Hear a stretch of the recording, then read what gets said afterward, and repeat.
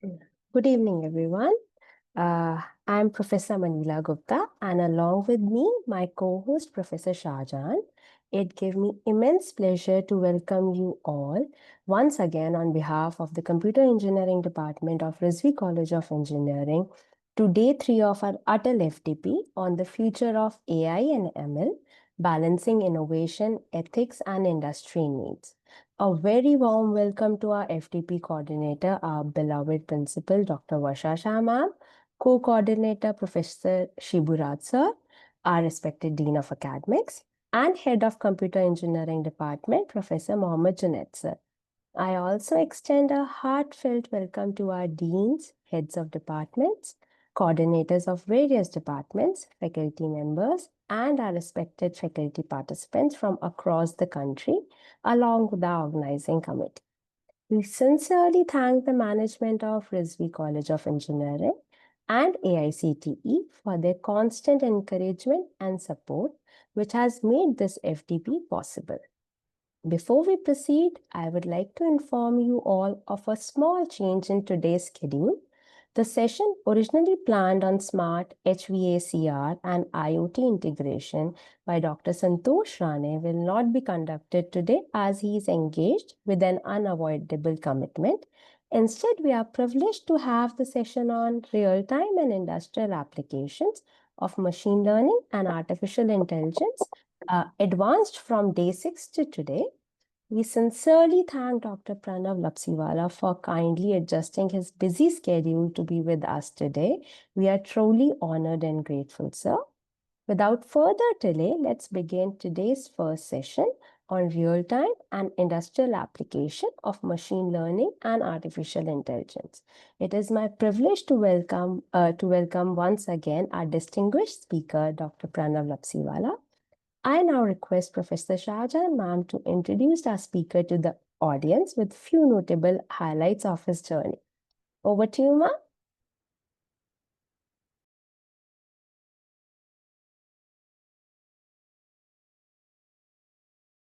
Ma'am, you are on mute. You are not audible. Thank you, ma'am, for reminding me. Thank you, Manila, ma'am. Good evening, everyone. I am Professor Shah Jahan Sheikh. I feel honored to introduce our guest, Dr. Pranab.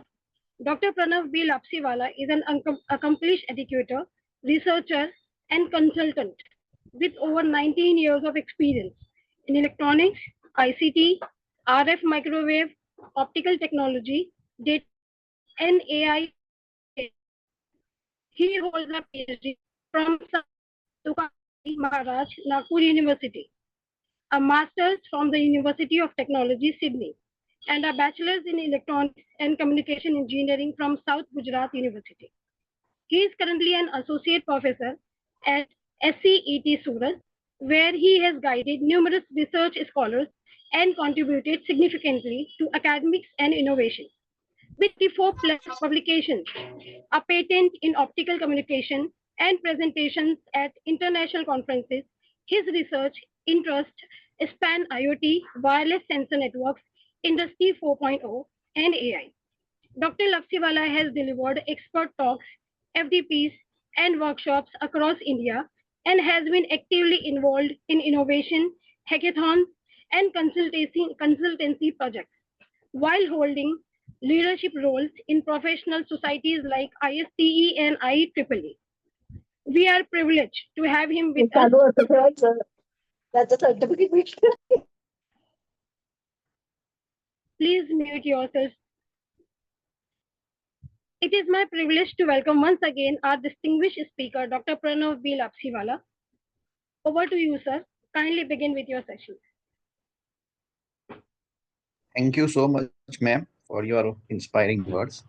I'm honored to be here over here to represent myself and my university. So shall we start, ma'am? Yes, sir.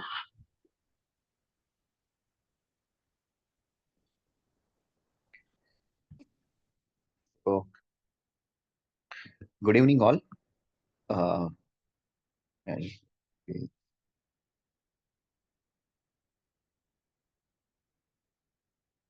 Is it my PPT is visible? Yes, sir. Yeah. So we start with the today's session, that is real-time and industrial application of machine learning, artificial intelligence. So there are lot many applications, lot many things going around, and lot many peoples are engaged with the so many uh, research problems and the innovative ideas for by solving with the machine learning. So these are the agendas. So we are going to talk, or my presentation moves around these topics, that is real-time applications, use cases, ML techniques and architecture, integration with emerging techniques, challenging, and the case studies. So we start with the introduction. So Industry 4.0, which was a key requirement, and that rules and regulation was planned in 2010, and then finally it was accomplished in 2012. So the under this, there are the lot many things are happens which can innovate the entire IT industries, and they boost the automations and the smart industry works and everything that fuse the fuel into the research area like IoT, AI, and all.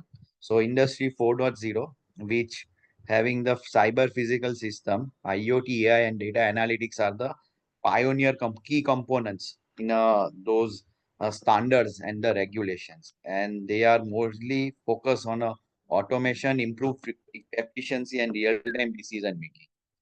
Now, they initially it was idea to for the industries, and the key things are the predictive maintenance. Okay, so industry having lot of failures, and the people think that if my I do having the idea of the failure before failure, and can we reduce the cost, downtime, mean failure between the mean time and all. So for that they require the data, and IoTs and AIs are the uh, boosting from those concepts.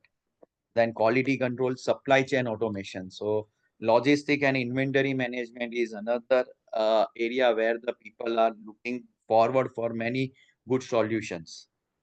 So they enhance the productivity in terms of the yields and the cost saving, human error, and the scalable adaptation.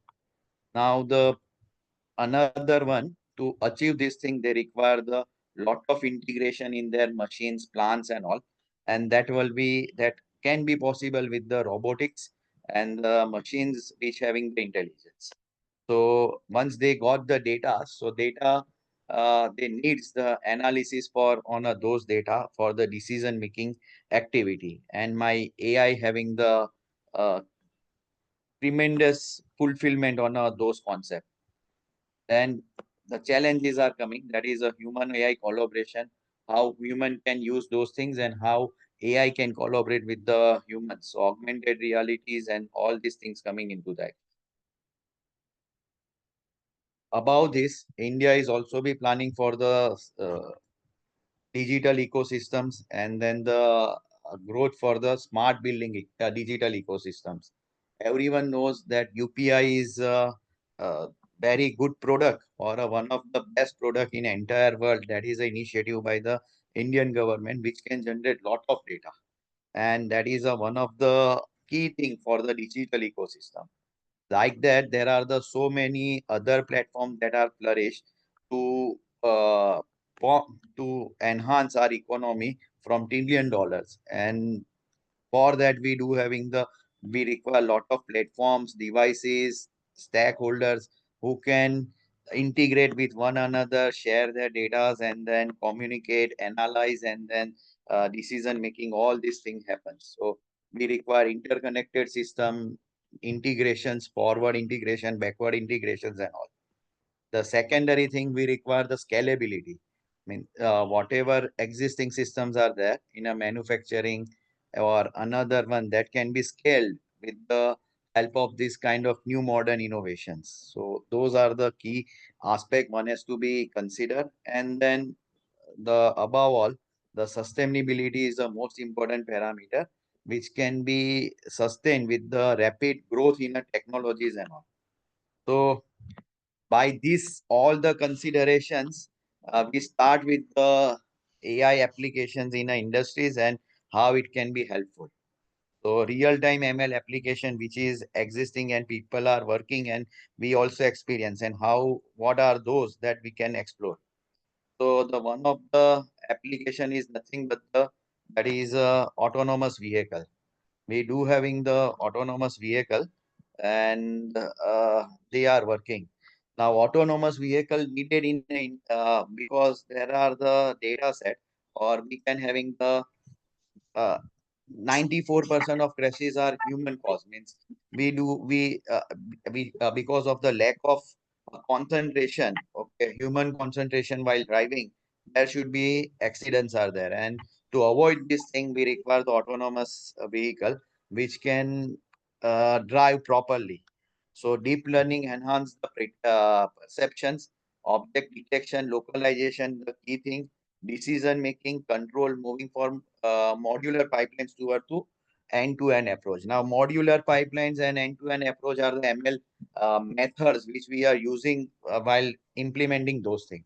So, if I'm talking about autonomous vehicle, so the first thing is the object detection, and the before that we have to introduce where I am, localization. Based on that, we can predict lot many things. Okay, so what data we do have, based on that, and everything is there. So to achieve this thing, autonomous vehicle, what what we already achieved. So that is a vision based detections, and the CNN like YOLO and the SSD. Now YOLO is a new approach and SSDs are the new approach. Okay. YOLO is only you looks only once. That is algorithm.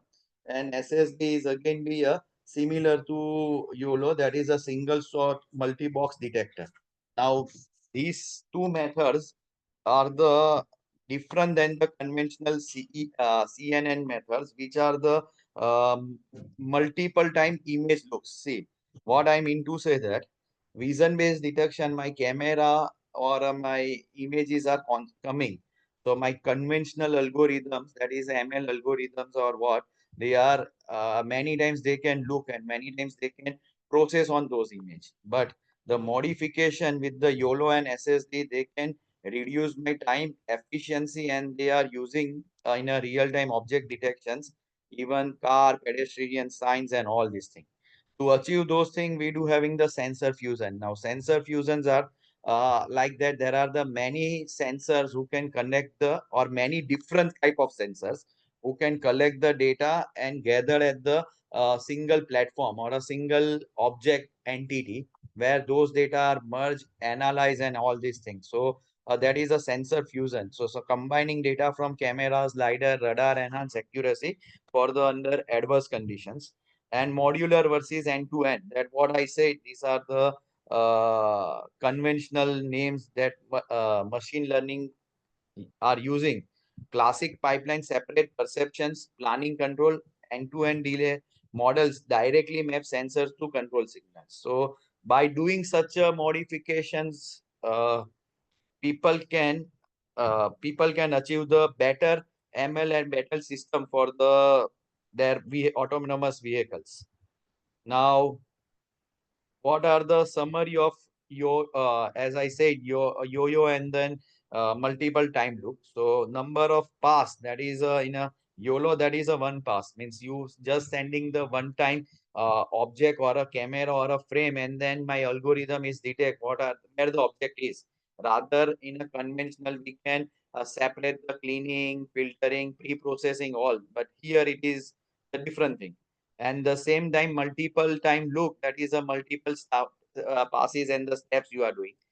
By achieving the YOLO and SSD, it is you having your system become fast, your algorithm is a very fast. Complexity, it's a simple pipeline where the you having the multiple metrics, okay, working, they can work together. Means in a conventional ML algorithm, having the challenge is that my matrices are solved by one process, one by one. But over here, we use the pipeline concept, and the multiple matrices are solving faster. Okay, so that give me the speed in performance, accuracy. good accuracy. You can finding a lot of those things in those one.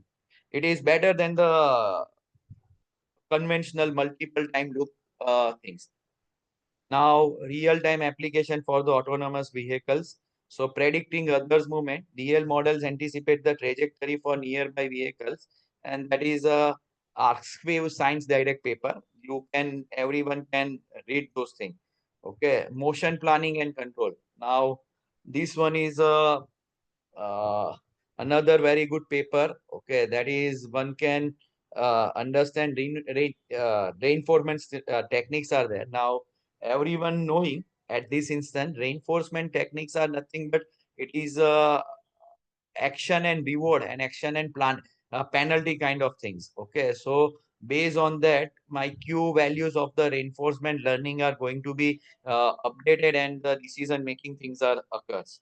So agent learn from the driving policies via interactions. As I said that it is the decision making things are there or reward and action. So I written down the some rules, and based on my q things are up q is updated, and based on that it can be take decision. So land keeping, merging, and navigation tasks that can be done through this reinforcement learning. Then safety and explainability, that is a explainable AI. Now, uh, is anyone heard about the explainable AI? Anyone having any idea regarding the XAI, explainable AI? Okay, I am okay. I am. If it is there, then you can written down in a chat box. See, today's whatever we are going to discuss, whatever we are going to. Okay, what is that? What is that? Tayachi. If I am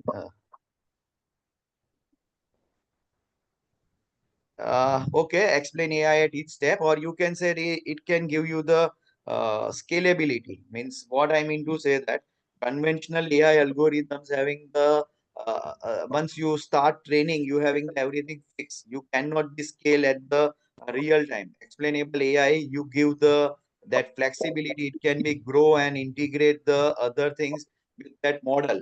Okay, so that are the thing, and by achieving those one we are doing lot many other things.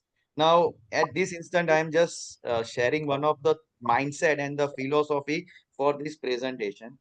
Whatever presentation, the presentation I am preparing or sharing with you in a upcoming time, that is totally based on the mindset of the research criteria.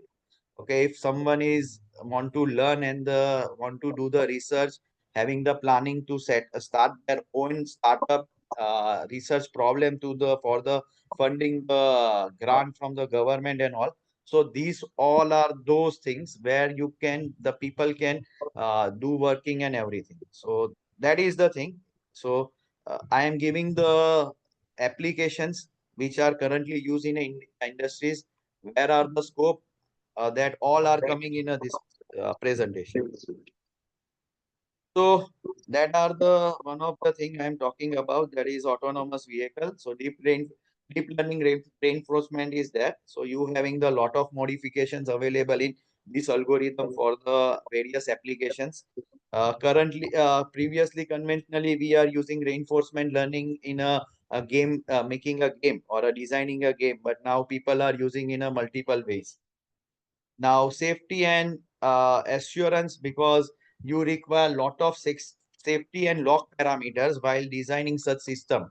So, explainable AI is one of the model which can helpful for me to achieve my target. Now, there are the several AI approaches are there. So we having the first one is a fixed AI, that is a built for a specific task and difficult to adapt. That is what I am talking about. An expandable AI, it is a designed to grow, learn and integrate over time. Let's say I'm just talking about the locking and the safety. So once I do having the system with the reward and the award, that is penalty reward award by the reinforcement learning, I integrate some sensor data which can be locked or lock me over there to avoid some hazardous situation and all. General AI, that is a totally hypothetical approach, okay, which mimic human intelligence, and narrow AI, that is optimized for a specific task or domain. Now, the another application we can study, that is a healthcare. Why I taken this one? Because I come across lot of review paper based on the ECG and EEG signal, and Indian government is also be working for the telemedicine.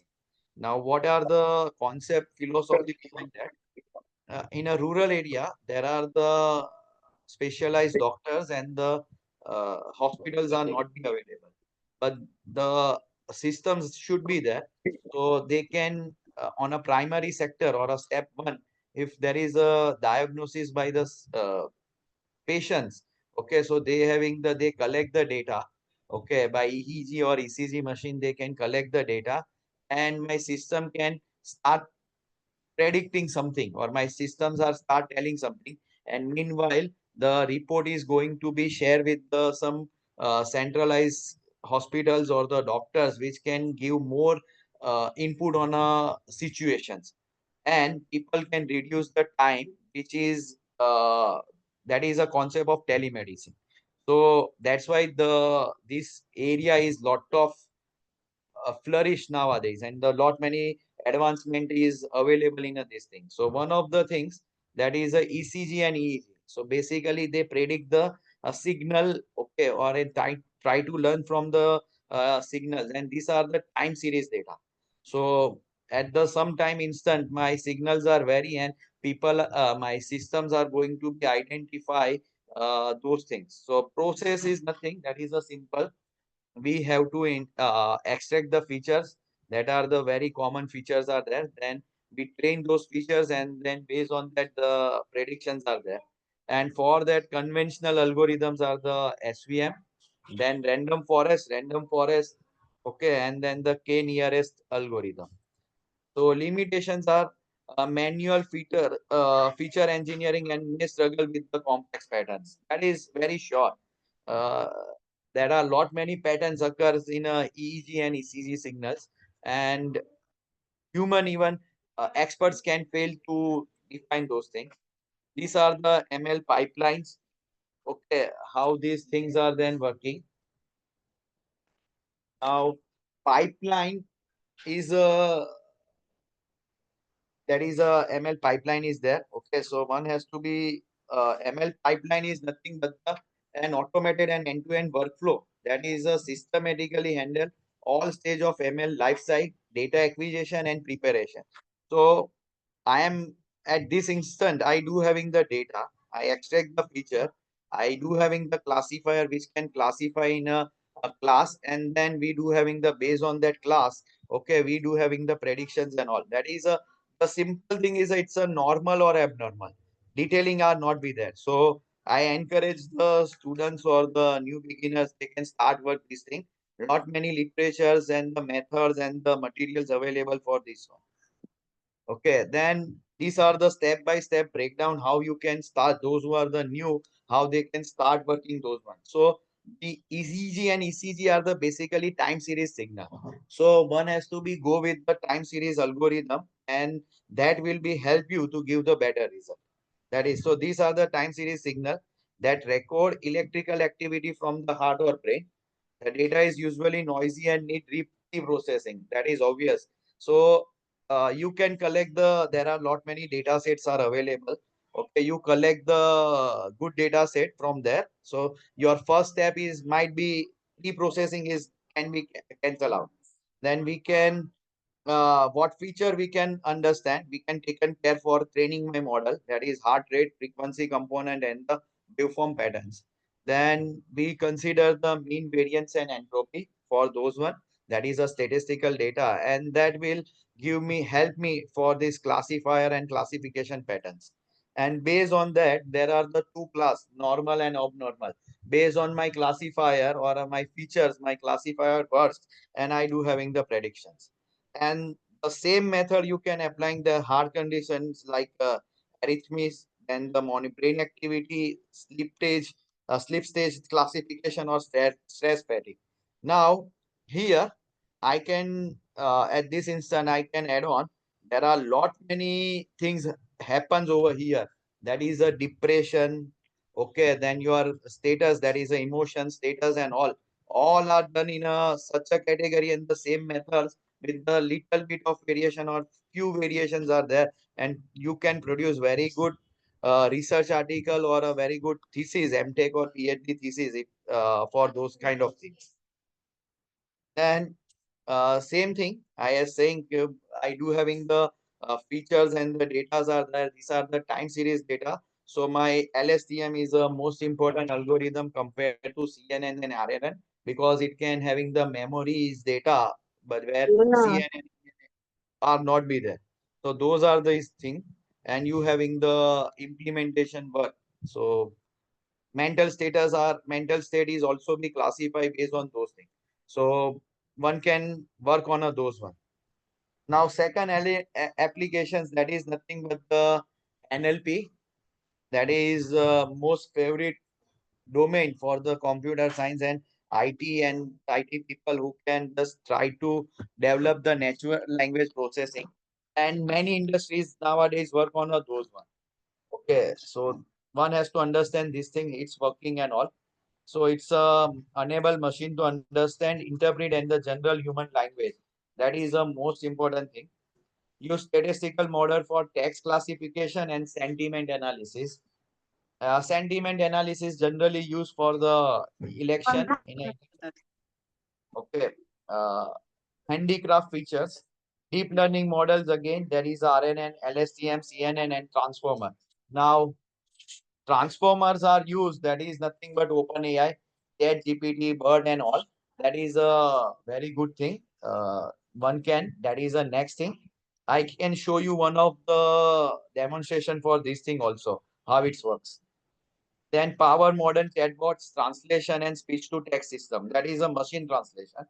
So in the implementation flow diagram, what they are doing, they having the text input, okay, and then they recognize whether in a which language, so generally those language, then they can identify the phrases into words, and then they identify the words, and based on that words, they are trying to uh, converge those things. Now these are the conventional method.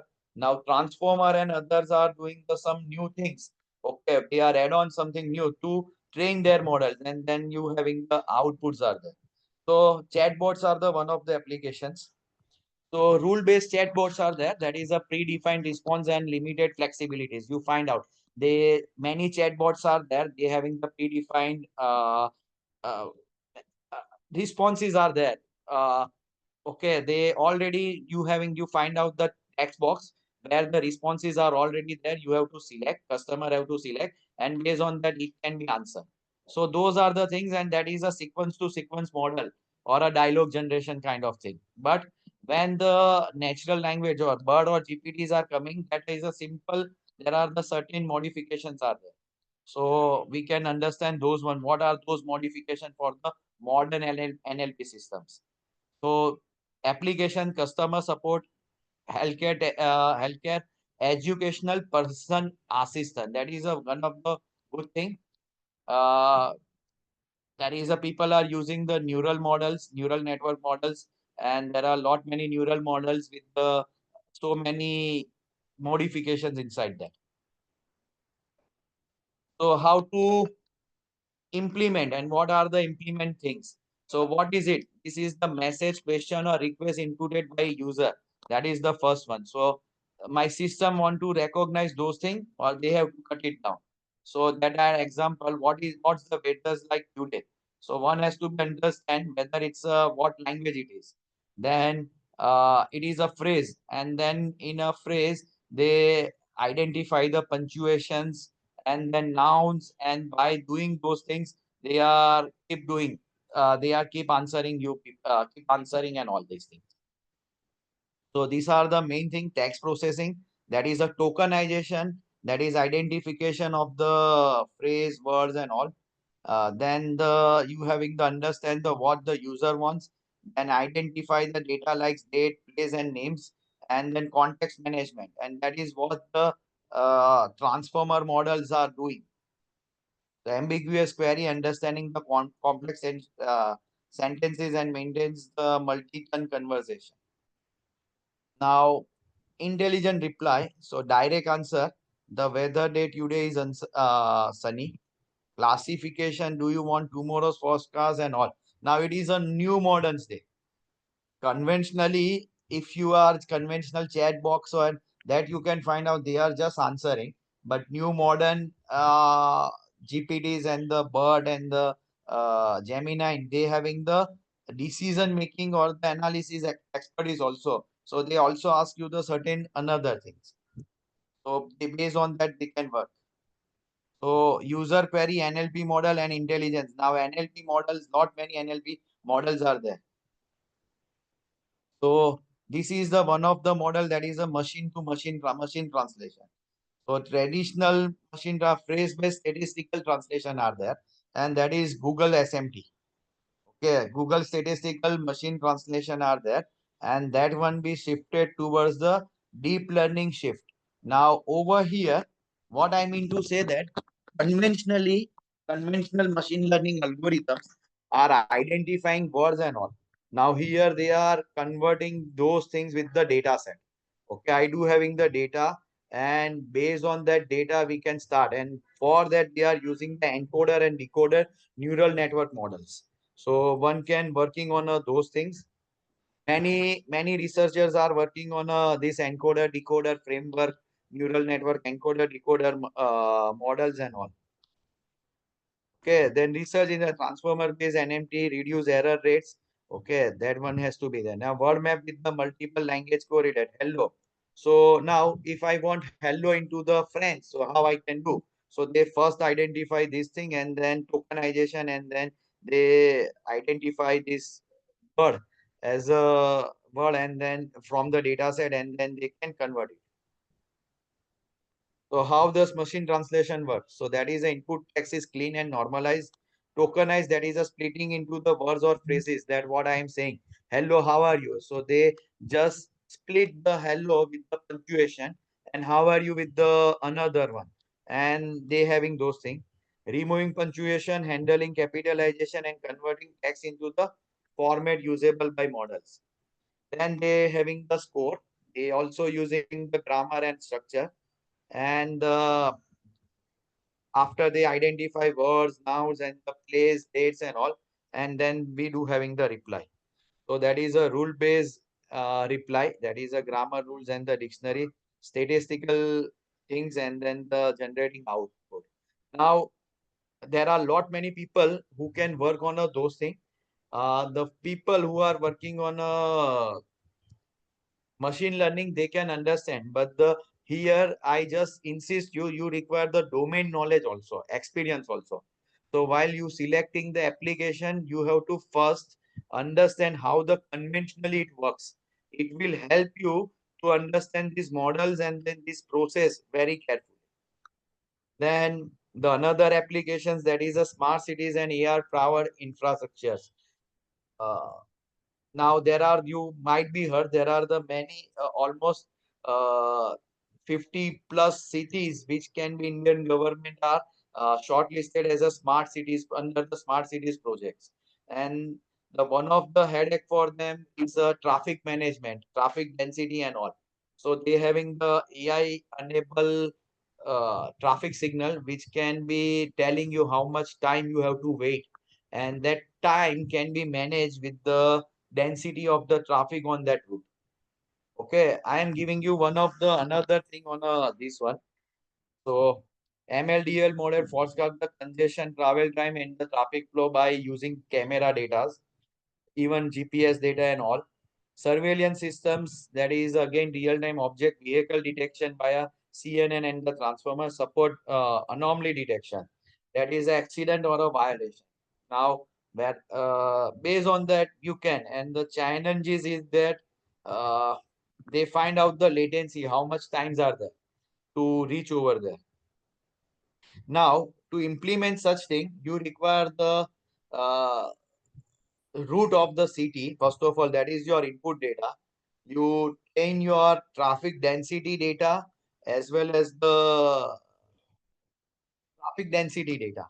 Okay, and then you train your train your model, and based on that you can measure your traffic hitment and the surveillance alarm.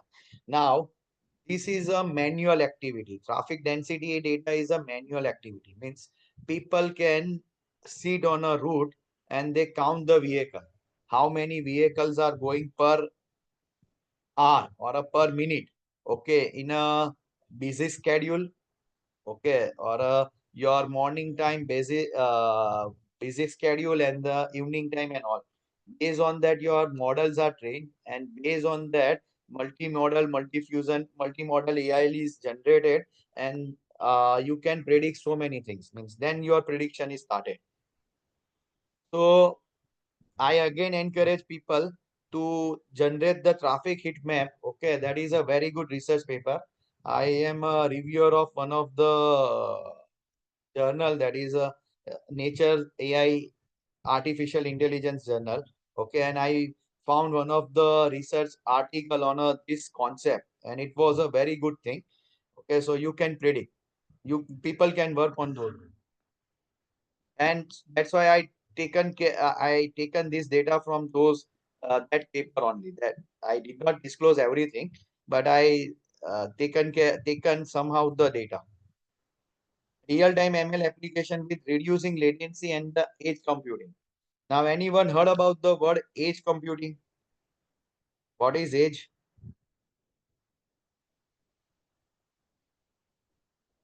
Uh, you're in a medical, you can get the data set. See, real-time data set, you have to be collaborate with the hospitals and doctors. Okay, and they can giving you the some, they extend their helps. Even you can, they are you can go with the some laboratories, but lot many images, medical images or a medical data are available on a Kaggle, Springer, then IEEE data source. So you can taken care for your initial work, and then you approach to the medical, then you can approach to the hospitals and all. Once you started, your way is there. Okay, you got it. Or there are the EEG and ECG systems are available. Okay, what we did in our uh, what I observe and what we had in my department, we having the one of the system, okay, for the ECG EEG signal. Okay, we bought those one, that is somehow 2 lakh to 3 lakhs rupees, and we apply those things in a human, and we collect the data set. हमारा हम we get the experiment, we prepare the data questionnaires, and then during we ask those questions to our students, faculty members, peers, and other, and we having the data set. So that way you also work on, and this is a very good research project or grant project to ask from the government funding agencies. Okay, so that are the one of the way you can approach. Now, my question was, what is edge devices? Can anyone heard about the edge devices?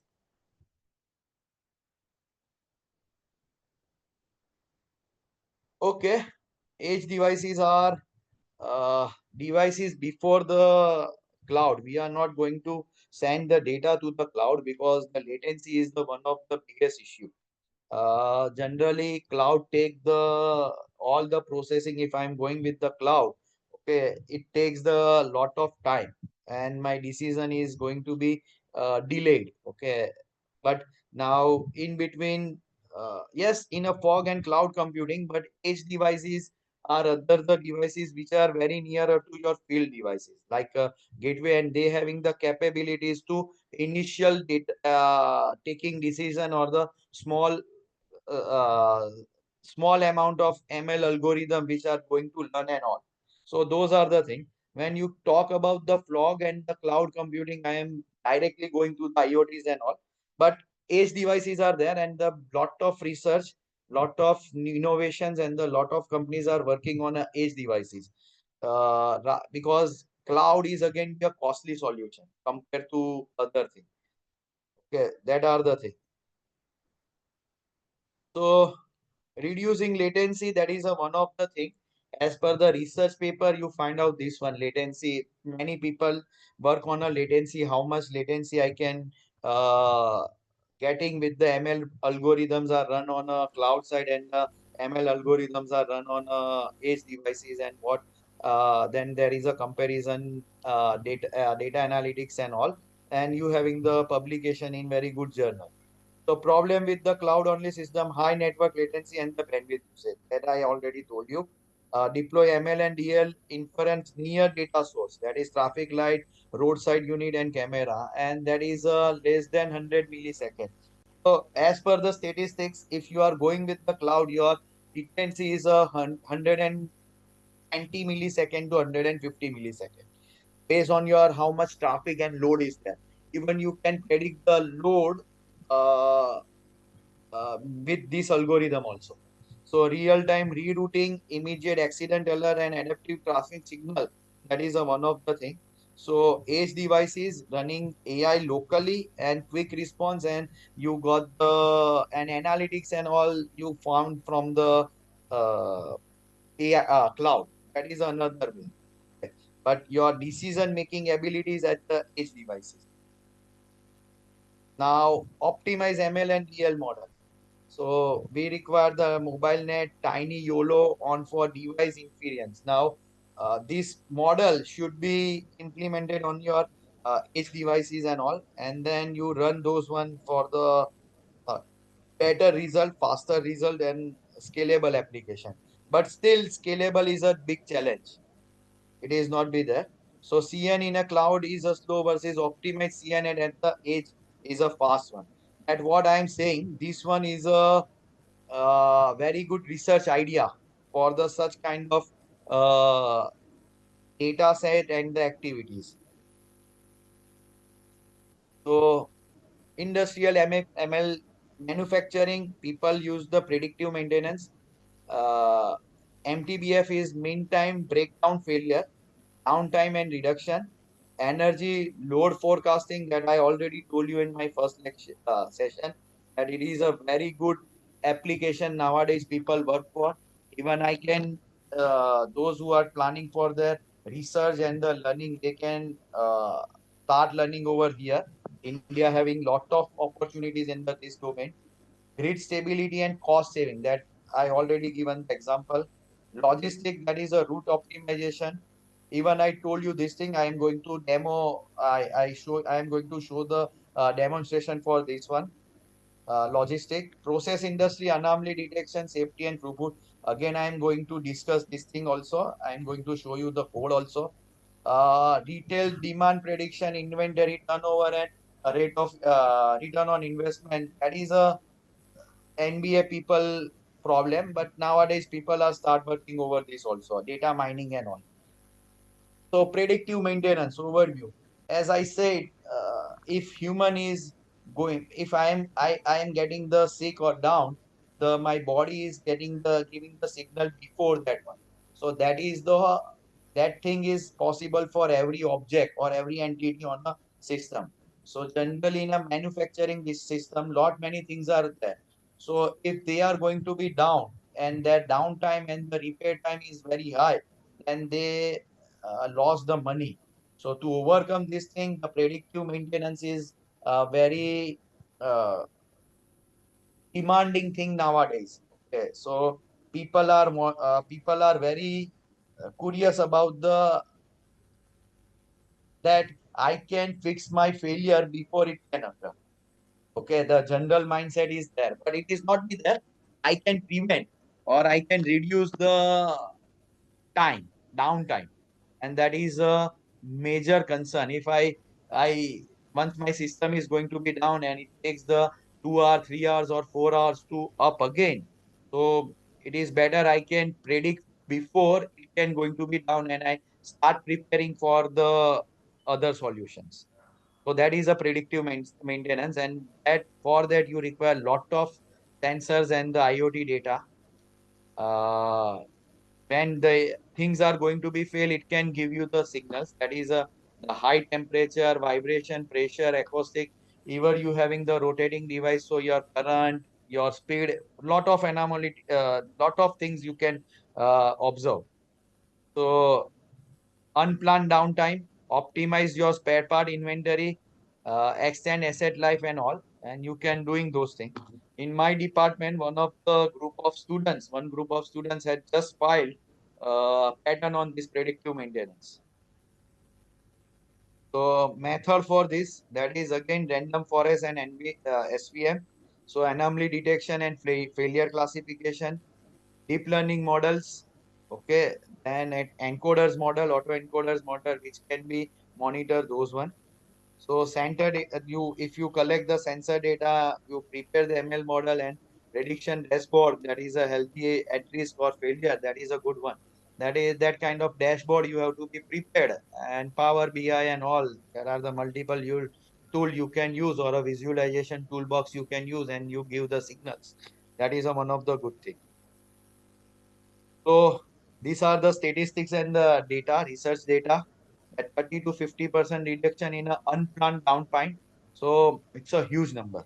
20 to 30% maintenance cost saving versus the preventive maintenance, increase productivity, scalable, and then comparing downtime cost versus the that cost. You can produce those things. Now, energy load forecasting.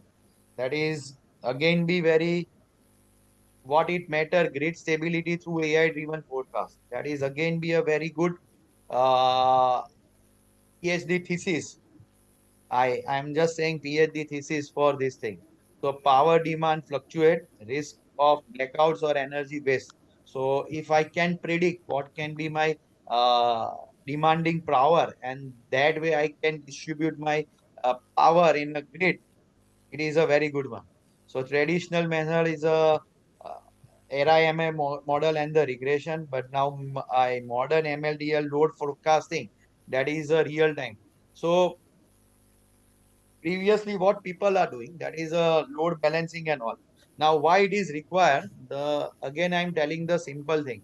India and the other countries are not planning for the fossil fuel as a energy source. Even nuclear plant are the one of the uh, they are not even planning for the nuclear also, because there are their own pros and cons. Not going over there.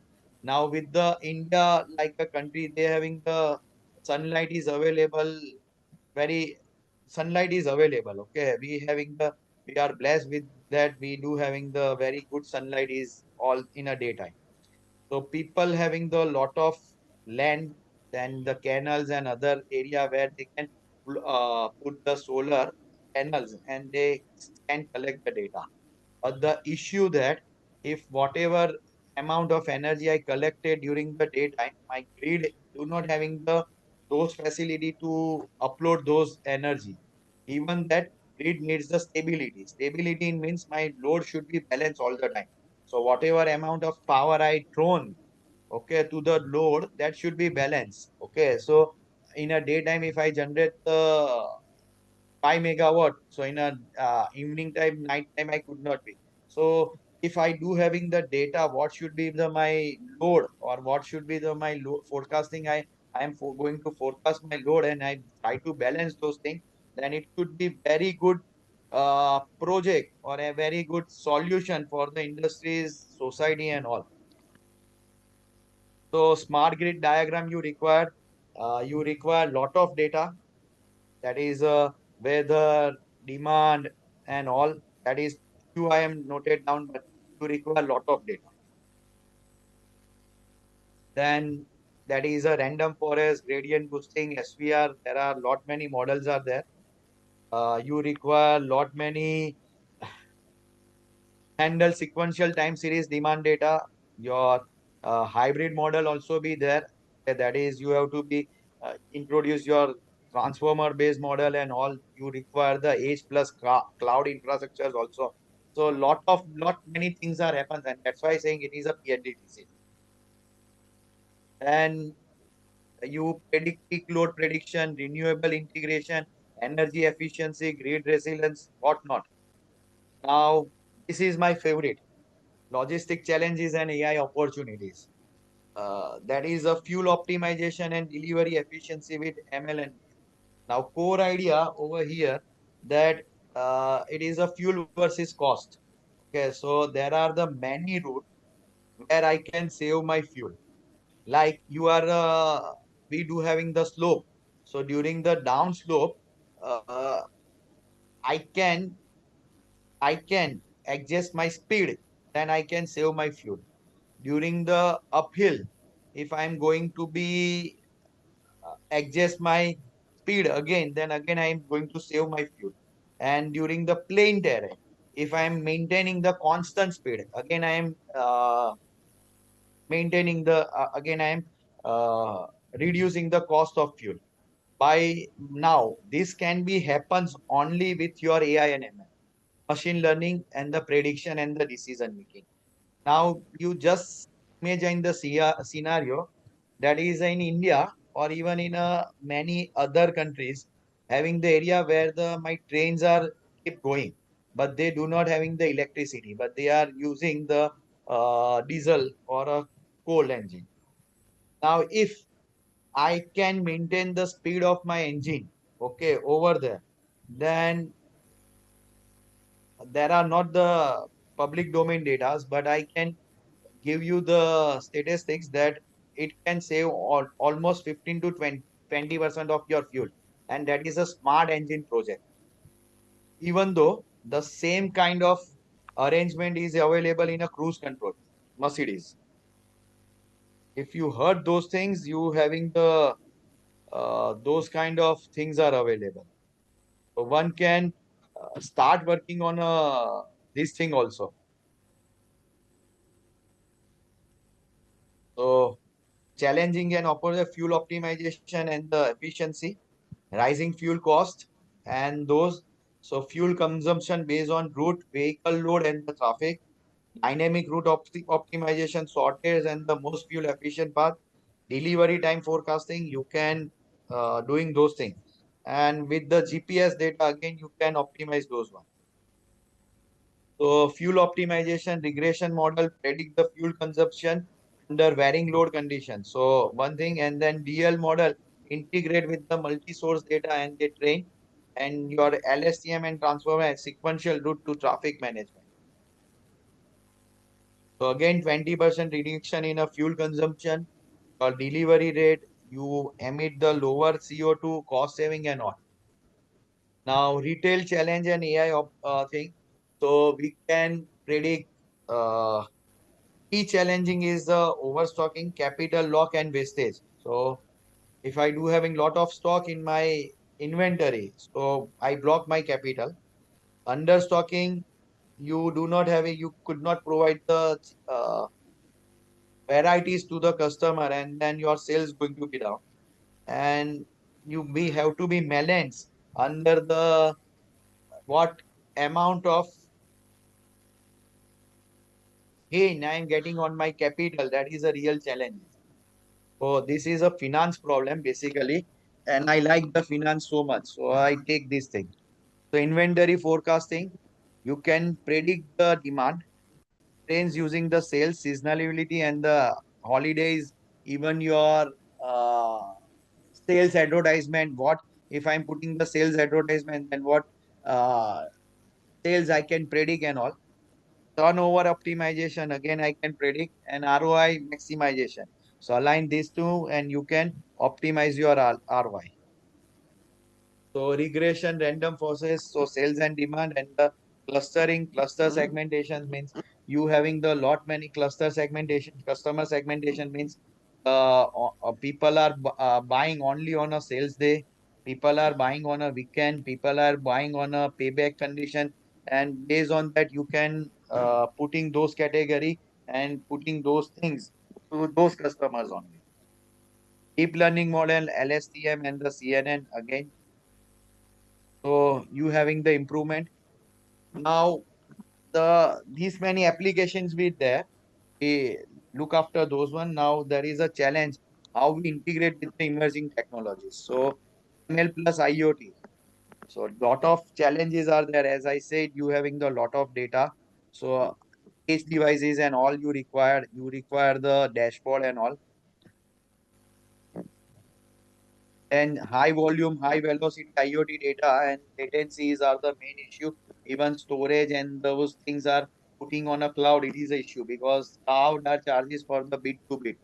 And this transformer and CMN algorithm to run those algorithm on edge devices are again be a very challenging.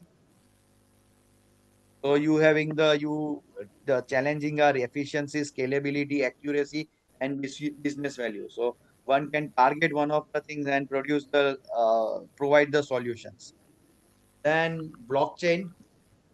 Every computer guys and every university having this mindset that they can include the blockchain in their syllabus. So how you can integrate blockchain? Basically, blockchain. So you can integrate blockchain with the fraud detection, traceability, and all ML. I'm not a student of this thing, but I'm giving the example. So supply chain blockchains are biggest application of a blockchain in a supply chain and in a insurance. So we do having the lot many papers are there in the insurance and all. So if someone is tamper my data or alter my data, how to predict and how to predict that fraud or anomaly detection. So blockchain help me to those things, but ML helped me to predict those one and all these things. So that was a idea. Edge computing, low detections and all. So I already told you how to edge computing, and you can take the decision over that.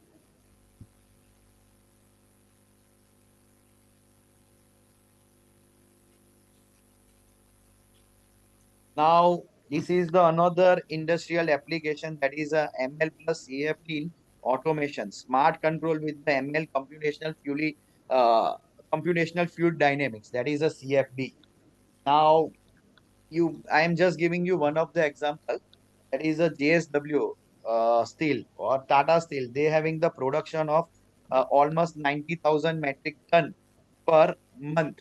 90,000 metric ton means 90,000 into 1000 kg steel they produce per month, and their plant require the lot of energy balancing or the energy optimization thing to run those plants, because the furnace are running and then the heat is produced. Due to heat my energies are lost, and they want to predict those ones. So this one is a very good problem for the fluid dynamics and the chemistry and the biology, and lot of peoples are working on this one. So simulate the fluid flow, heat transfer, and the system dynamics in a engineering process. Now data is again the issue, but still you can. So learner system CFD simulation and sensor data reduce order model to faster prediction. Real time and feedback system automatically adjust the parameter and ensure stability, efficiency, and safety in an industrial process. So supervised ML predictive model for flow rate, turbulence, or a thermal response. Now, if I can predict this turbulence and the thermal response, so my cooling system is going to be adjusted. And if I am going to adjust my cooling system, the quality of my road or steel or producing, that is very high. So one have to working on those one. Reinforcement learning learns optimal control via trial and error. So once they having the tons and all mechanical system, so while trial and error they can adjust, and their surface could be a good one. Real model handle time dependent CFT dynamic, and they having the decision making. So those are these faster simulation. They having the simulation environment also be there, but they are not using the ML techniques. With the ML you can predict. Now what is the challenges and bottleneck? Now, importance of data in ML. Without data, we cannot do anything. At this instant, I just want to ask anyone having any query? Is anyone having any query?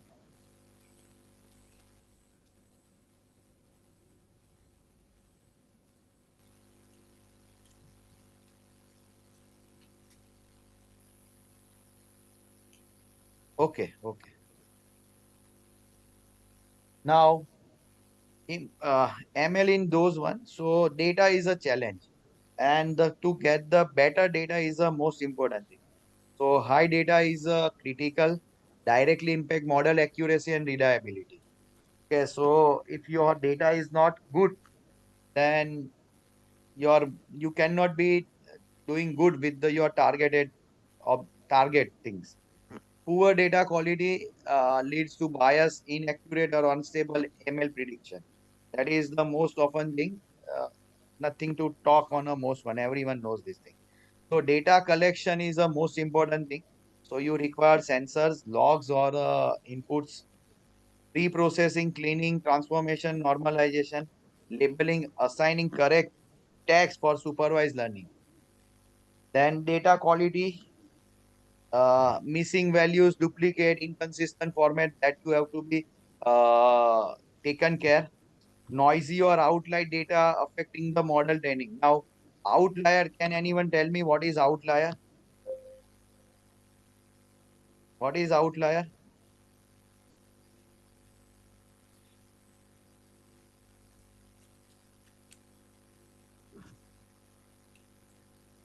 So basically, it's a point which is away from the common group of points.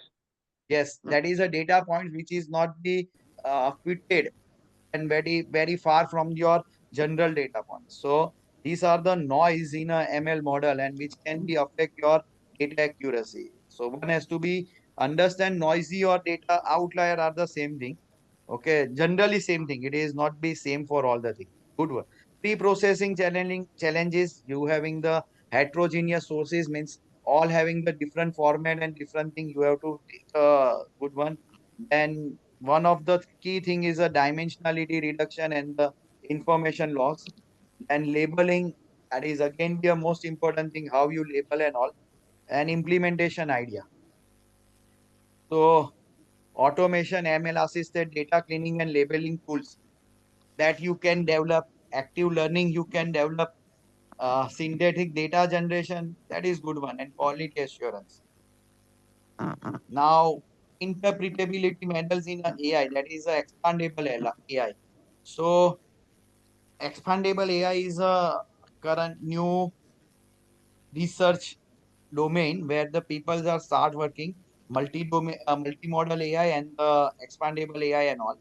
And the thing is to integrate and uh, integrate those things, and that is a thing. MLDL models are often black boxes. Okay, so inside that black boxes we do having the statistical things are going on and the models are trained, and then you having the decision making and all these things are there. So trust and transparency in the decision making, regulatory compliance. Okay, you have to be follow the some regular means policies, debugging and the improving model. So method that make model prediction understandable for humans. That are the most important thing. Now, LIME, local interpretable model, agnostic expansion, Shapley adaptive explanation, then the silence band and the grade came for a DL model. Now, shape is a Shapley adaptive explanation is a ML interpretability technique that uses game theory to explain output of a complex model by assigning an importance value to each input feature for individual prediction. Now, generally, this shape is using for the mass and heat transfer, fuel, and the those predictions. Okay, these are the things where we are using those kind of things. So it is again be a adaptability. You adapt the new things, you adapt the new data, and how they can integrate. Those are the things.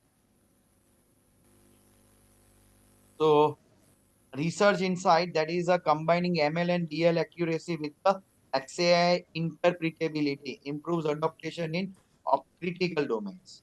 So you having the simple, that is a ML, that is a without ML, with ML, and then that is XAI, and you compare this thing, it could be a very good SCI or a Scopus index paper, and the industry could be anything. Now, heterogeneous system, as I already told you, you having the cloud, edge devices, GPUs, TPU. Now, TPUs, anyone let me know what is TPU?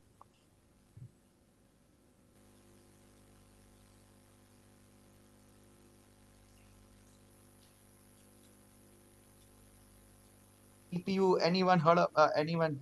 Tensor processing unit, what it do? It is different than GPU. It is uh, how your architecture working based on that facial ASIC design are there, and generally Google's are providing those. Okay, you having the GPU, that is a graphical processing unit, and they are basically designed for parallel processing. Okay, yes. So it is a RGB images. If you having the only RGB images for your application, so specific ASIC designs are designed.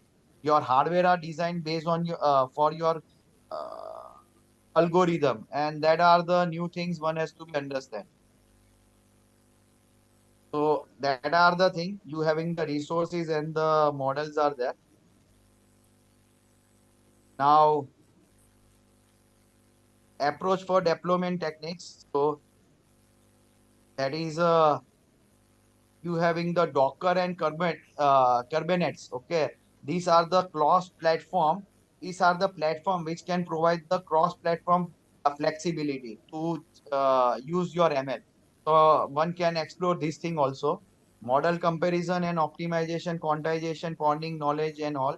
So ONX, Tensor, RED, Open Vivo is a interpretability. That is you have to be trained and those one. So that is impact of DL deployment across the system. So as I said, you deploy your same algorithm on your conventional system, GPU, TPUs, even the decor and the Kubernetes. Okay, so you find out the what are the complexity, even the latency, scalability, okay, flexibility. You find out, and that could be a very good uh, research article, even your PhD thesis also. So cross-platform portability is a main concern nowadays for the AI ML. Now, what is your future directions? So as I said, AI in a industry audits. Now, this one is a very good topic. Audit means, as I said, that is a fairness of AI or ethics in AI. So people are just checking you are not biased. Your systems are not biased for a group company and all, and that should be coming under the audit control. Compliance, safety, and efficiency in a process act as a black box and difficult task in a high shake audits. Okay, means uh, your system, you design a system, model, and all. Okay, now uh, how to trust on those one, and that's why you require the audit. So make prediction transparent and the interpretable, evidence based insight, and the trust and accountability. So again, I am telling this kind of things one can again start learning because it's a new generation of the AIs are coming in a research domain. So heat maps, saliency map for anomaly detection, rule-based things are there. It is a simple IT audit. So what we are doing in IT, let's say I am designing, I am going to give you I do having the uh, app and then the data flow diagram, all these things are there. Okay, so based on that we can audit also how the code is there, it is not be malware and all these things. So same thing is XAI audit, not the same but similar. I am not saying the same word is a very bad word, but it is a similar kind of thing. So transparency, efficiency, compliance, and all these things. Then machine learning plus development operations. So that is a streamlined model, development and the deployment. What that both you have to be understand. That is automation, monitoring, and governance. This thing you have to taken care. So continuous integration and continuous deployment, and that can be possible with the XAI. So handling large scale ML model across cloud, edge, and the hybrid system, and you have to work on those ones. These all are the basically company tasks the companies are doing. Again, these people are Docker and the Kubernetes are the new philosophy of development. They use entire thing as a container, and then containers given to execute somewhere, and all these things are happens. And this give the flexibility and the cross platform utilization flexibility for the ML programmer and all. So people are start working on those things. Many companies in India or many startups in India are working on those ones. So I encourage you people or a new young people to work on those ones. So again, issues are scalability, reliability, efficiency, and compliance. So you require this faster replace cycle with the uh, your continuous integration and continuous deployment. It is required. You cannot say that my system is trained for this data, but you have to implement deploy very quickly. And then automatic decision making. So I hope I am stop over here and show you some implementation. So that will help you better way.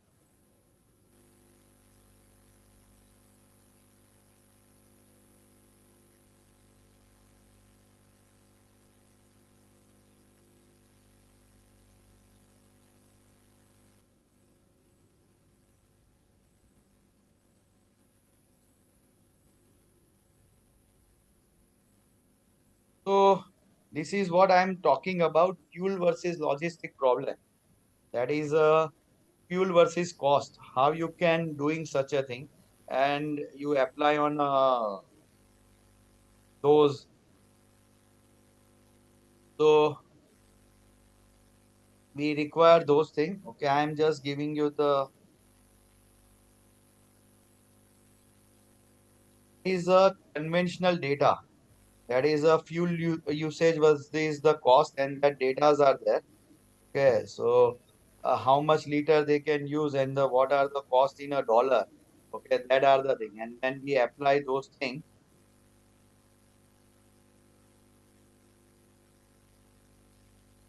in my code. Okay, so they can calculate.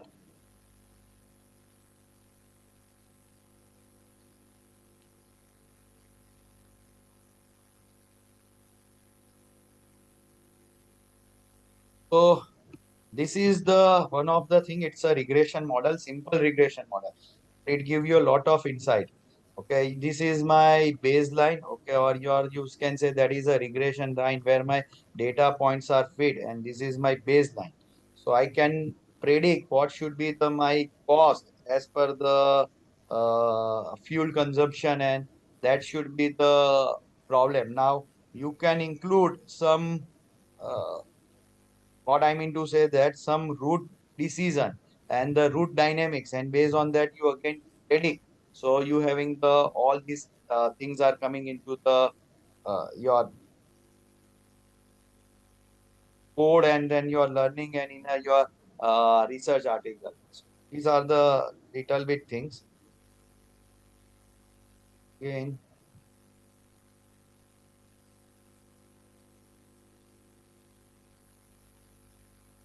now that is again another one I am going to show.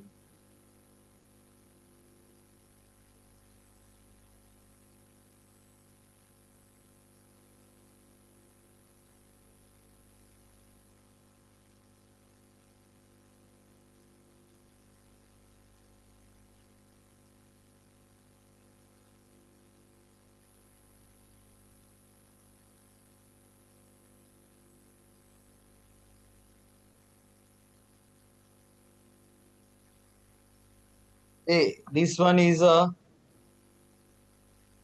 another. That is a finance, and might be you people understand this code. It is a Nifty and bank Nifty prediction data. How my Nifty and bank Nifty shall be predict, and I use the model of LSTM and the LSTM model to predict those ones. The data shall be downloaded from the Yahoo Finance, and that is the data from the 2015 to I having the last date is 31st March. Okay. Even you can change and you can do it also over here. That is not an big thing, but these are the things. And we use the data for the then we downloaded the data, amend, cleaning, and then we extract the features. And then based on that, we apply the LSTM algorithm. Okay, that is a train model, and then I apply the LSTM algorithm over here to train those things, and then compare and the visualization. Those are the things. So I it takes little bit time because it's a huge data. When I can modify over here, can just saying that that is 09 over here and 09 yesterday data 25. Hello.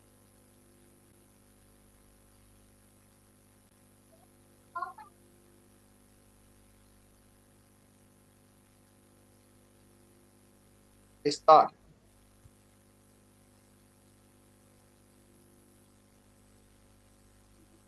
Hello. Haji. Sir, are you showing any just quickly display code?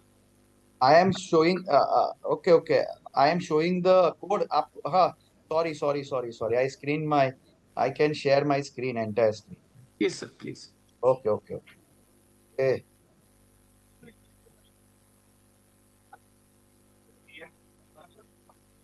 I'm showing some implementation. Sorry.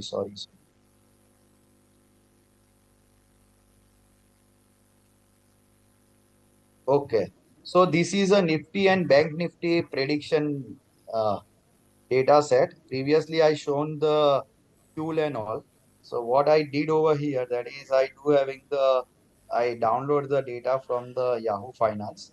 I install the library and then the data set collect from the 2015 to 2025. Okay, and I am start working towards those. So it can start working. I am applying the LSTM. I hope it is visible. Yes, sir. ये भी- Now it's हाँ. visible. Yes. So these are the things. As I said, I am a fan of the finance. मैं वो finance में थोड़ा काम करता हूँ. So these are the close price I filterize. Okay, based on the close price, I taken care.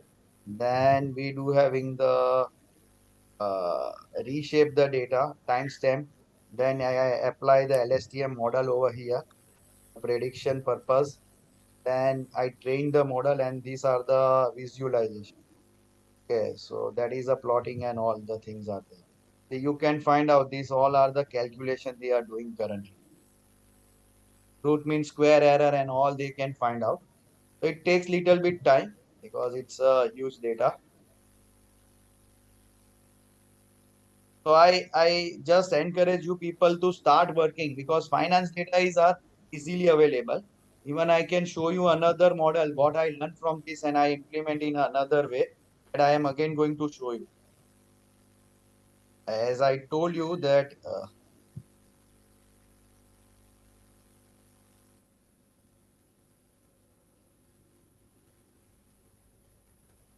the training, my datas are trained.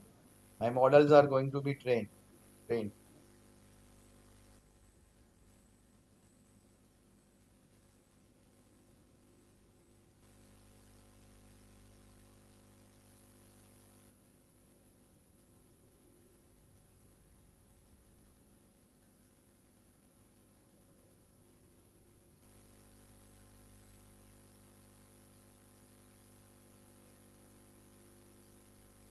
It's learning.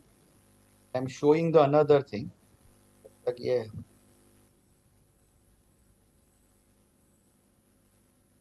it's just what I learned from the statistics. Okay. So this is the data. It's you can find out. Might be you can see this thing. आपको दिख रहा होगा. The datas are loading. Datas are load currently. Are you observing this thing?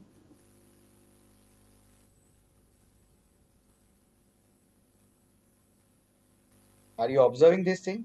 Yes, sir. So these datas are coming. Now the algorithms I apply in a LSTM, what I am trying to show you in this in a Google. So over here again, these are the real-time data. Now these are the index and these are my generated data. I generated this data from this data. That is already these entire data are coming. From that I filter it out and then I apply the so many formulas. That is a statistical formula. And from those formula, these things are coming over here. If finding out, you find that these are the data are coming from the another slide, another sheets where these things are there.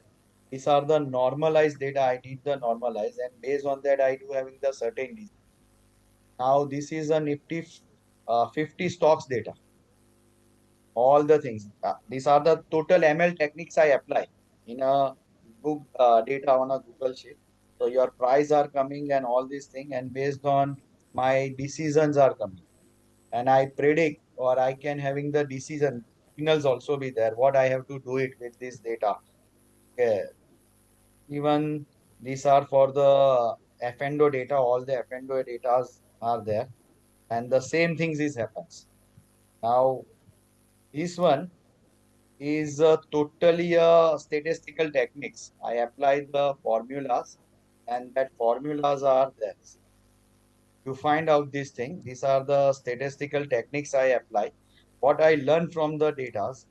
So my data are loading and based on that my formulas, they are calculating all these things. So as I told you, you people are learning nowadays. So you start learning these things. I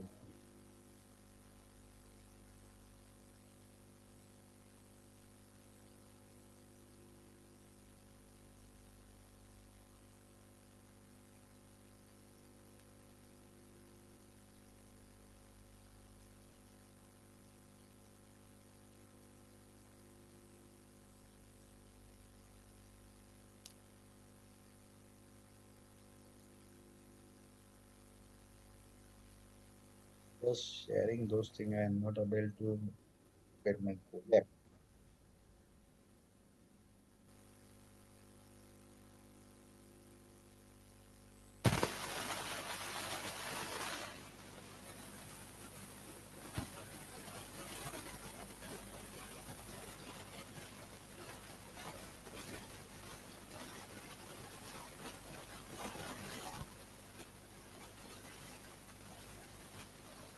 So as I told,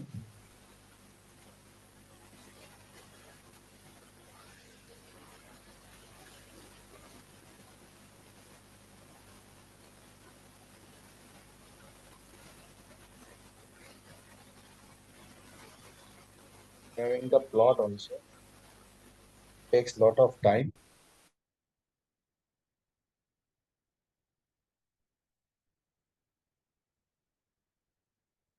So till that, जब तक ये till it is run, completed the execution. Okay, if anyone having any query, any question, you can ask. There are lot many things you can implement XI.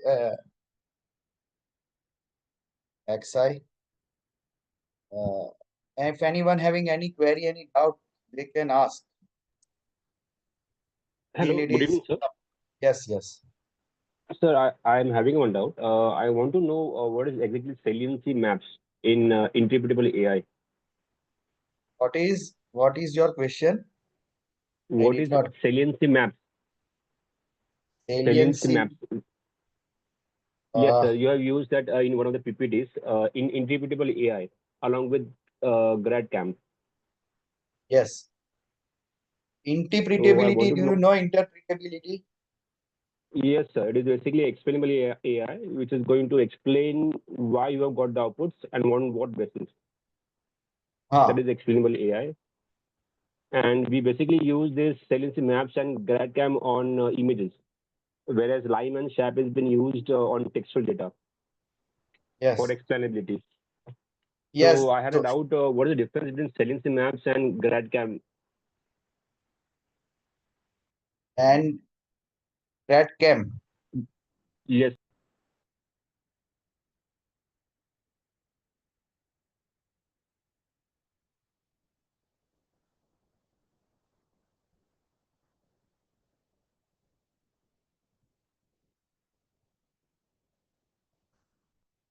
They are talking on this slide.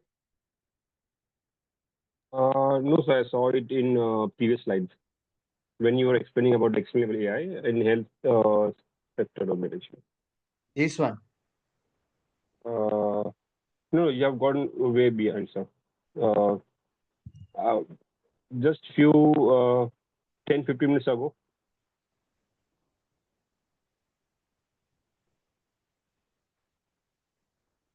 Okay. Sir, not in automation. Yeah. Yes, sir. Yeah. This slide. The fourth line. Saliency maps and grad camp for deep learning models. Post-hoc methods. Okay. See, these are the different models are there and different methods are there that you can use in with the DL. You can, conventional DLs are not be. It is not like the conventional DL model means. See, a conventional DL, what you are doing, you are training the things. Now, in a saliently map, what are the philosophy that you can view the things by pixel to pixel and a region, and then is a salience notable things, and then you apply some statistical thing, gradient, mean, and variance. Okay, to understand those things, and that is a statistical thing you do, and then you apply your DL model to doing such a thing. Now, expandable AI, what they are doing, they having the philosophy. I already trained the certain applications and the method based on those data. Now, new data or new things are there. So, how I can integrate and all. So, these are the one of the methods and the theory which can be using those things. So, they can help you in a classification. Generally, they can help you for the faster classifications or a faster class. As I said, you having the medical image, okay, and you just identify whether I do having the tune or not. You already train the tumor, your model with the tumor images, and the certainly new images or new things are coming. So they can that silencing map method, they can just identify those pixels, okay, and that values, and they based on that they take the decision. Now, as you aware in a image processing, you having the features, texture are the basic feature.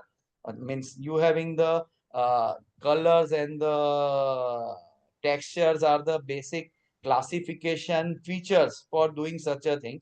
Okay, so over here again the same thing, they can use those one. And grade for a grade map method, uh, they are using the similar kind of things with the ML. So in a grade map, they are specifically they are using the gradient to mapping those one. Means gradient, they calculate the variance and make a gradient, okay, from your data or a features data. They calculate the gradient, and based on those gradient they can identify. So now your data will take the decision, rather you are applying all these things. So that was a benefit of the thing. Now, DL, so here is your neural network. So your gradient is adjusting the weight. Okay, so those are the thing you map with your DL model, or you adjust your DL model like that way, and then you have approach. Now, it is not the conventional way that CNN, LSTM, RNN, ANN, you apply and you say that I did this and this. Instead of people are doing lot many work on their data with the statistical methods.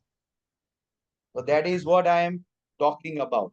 Now over here, shape is generally used with the thermodynamics. So they can having the some shape like a cylindrical, spherical, and based on that they predict or they can analyze that flow diagram. That are the thing.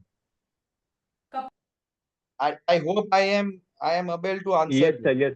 Yes, sir. Yes, right. So those are the things. See, basically pixel वो हम conventionally वो grey scale image होगा तो हम intensity major करते हैं, colour image हुआ तो आरजीबी में जाएंगे, फिर वो करेंगे, नहीं तो हिस्टोग्राम करेंगे, नहीं तो वो करेंगे. Now even you having the motion, that is what I say, that the motion, so that is a motion vector हम detect करते हैं. So diagonally जाएगा, up जाएगा, down जाएगा.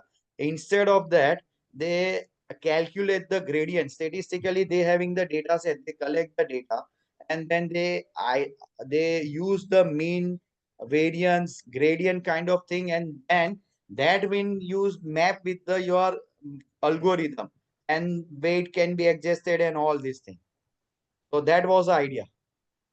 So this code is run, already run, and you find out these are the predictive values for the Nifty 50 index and then the Bank Nifty data. So over here, see, the most important thing what I learned, that is you should be convert your data in a tag numbers only.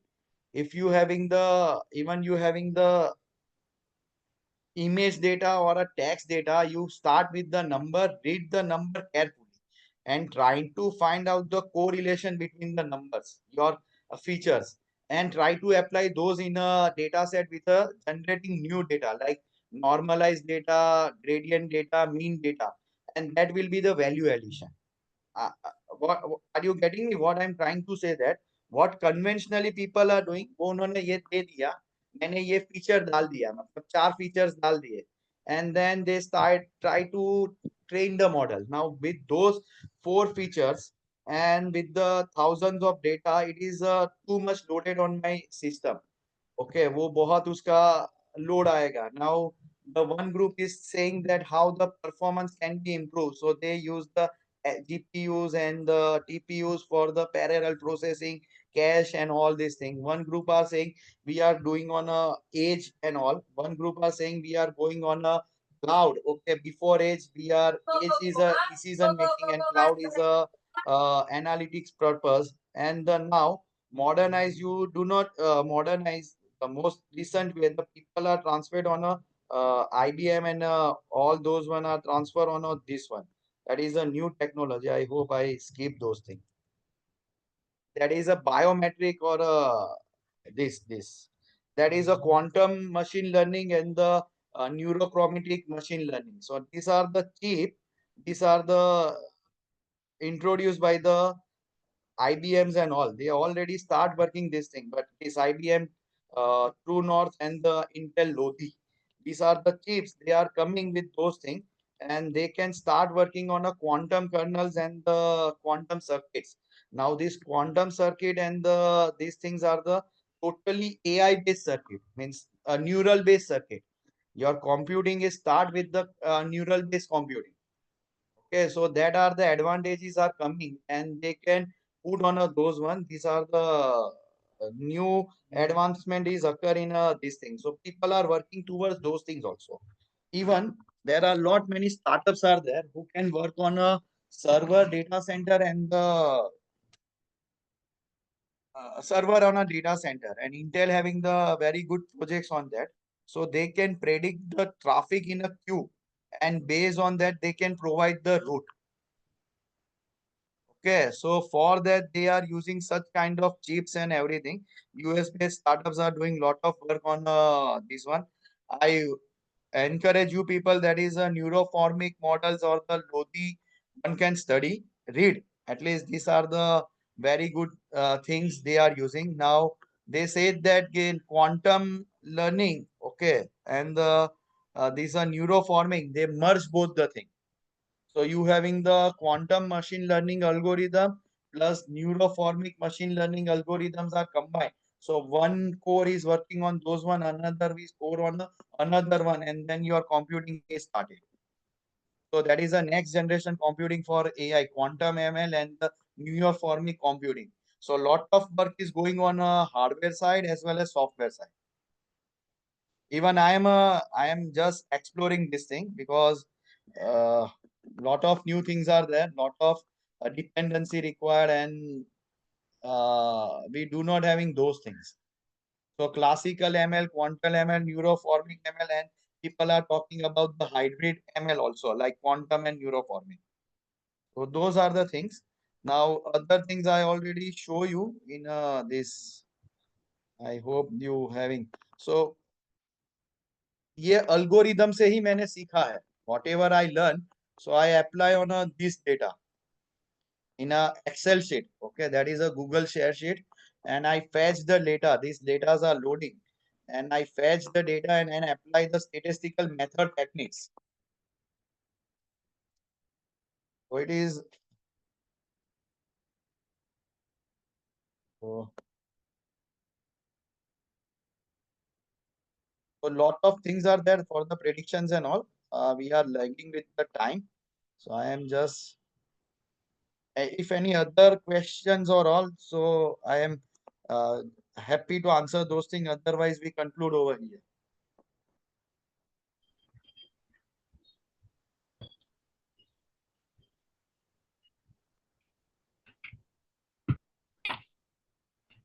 Participants can ask the question.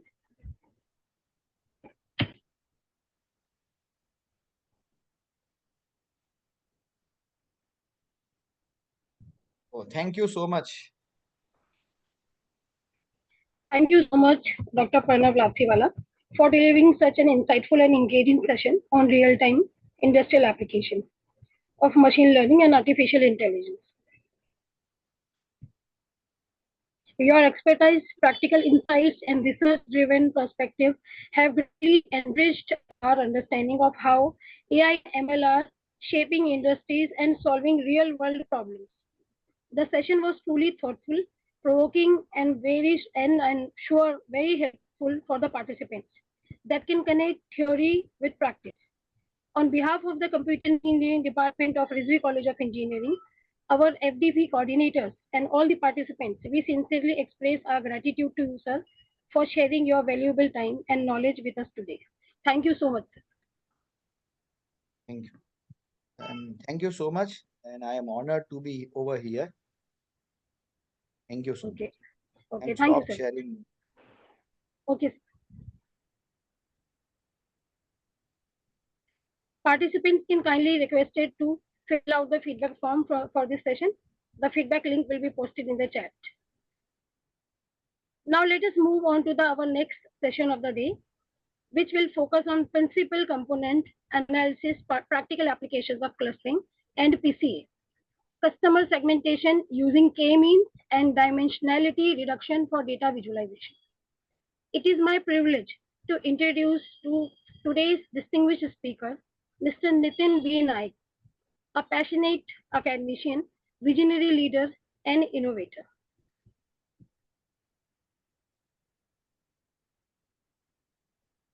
With over 14 years of teaching experience and 11 years in industry, Mr. Naik has successfully bridged the gap between the academia and real-world applications. He holds an ME in electronics engineering and MBA in marketing, and is currently pursuing his PhD in management. He has served in several key academic and leadership roles, from head of the department to vice principal, academic dean, and is presently the CEO and founder of Technophilia, an academy for skills. He is also the founder president of ARPN Foundation and founder director of Technozen LLP. आवाज क्यों नहीं आ रही जब पूरी आवाज है तब? अच्छा ये यहाँ से ना. Kindly mute yourself, participants. Please mute yourself. I remember now. I remember.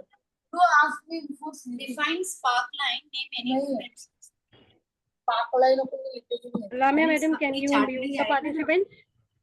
Yes, chat में हमने लिखा नहीं, तुमने मेरे को बोला था स्पार्कलाइन नहीं है करके. हाँ नहीं है. मैंने छोड़ दिया था. Briefly explain user interface. User interface 3 mark के लिए questions. Briefly explain user interface. इतना सारा क्वेश्चन दिया है. बोल रहे हैं तुम ब्रीफली बोला है तो इन डिटेल में एक्सप्लेन करना पड़ेगा. Briefly user interface. Lamia madam, can you mute the participants? ये भी बताना पड़ेगा. yes, madam, I've done that. Thank you, madam. Mr. Naik is lifelong learner with certifications in Python programming, data science, machine learning, and artificial intelligence, as well as in financial markets and risk management. His passion for knowledge sharing is evident though his active involvement in organizing state and international conferences, innovation centers, and technical forums. As a member of IEI, IETE, ISTE, and IFERP, he has contributed extensively to the engineering community. His research spans wireless sensor networks, embedded systems, IoT, and secure communication, with publication in reputed journals and conferences. Beyond academics and technology, Mr. Naik has initiated impactful activities such as Innovation Center, PCB Design Labs, Texas Instruments Sponsors Labs, and Smart Farming initiatives, inspiring students to think beyond classrooms. A true motivator, innovator, and mentor, Mr. Nitin Naik continues to inspire the next generation of engineers and leaders with his vision, dedication, and passion for technology and education. Over to you, sir.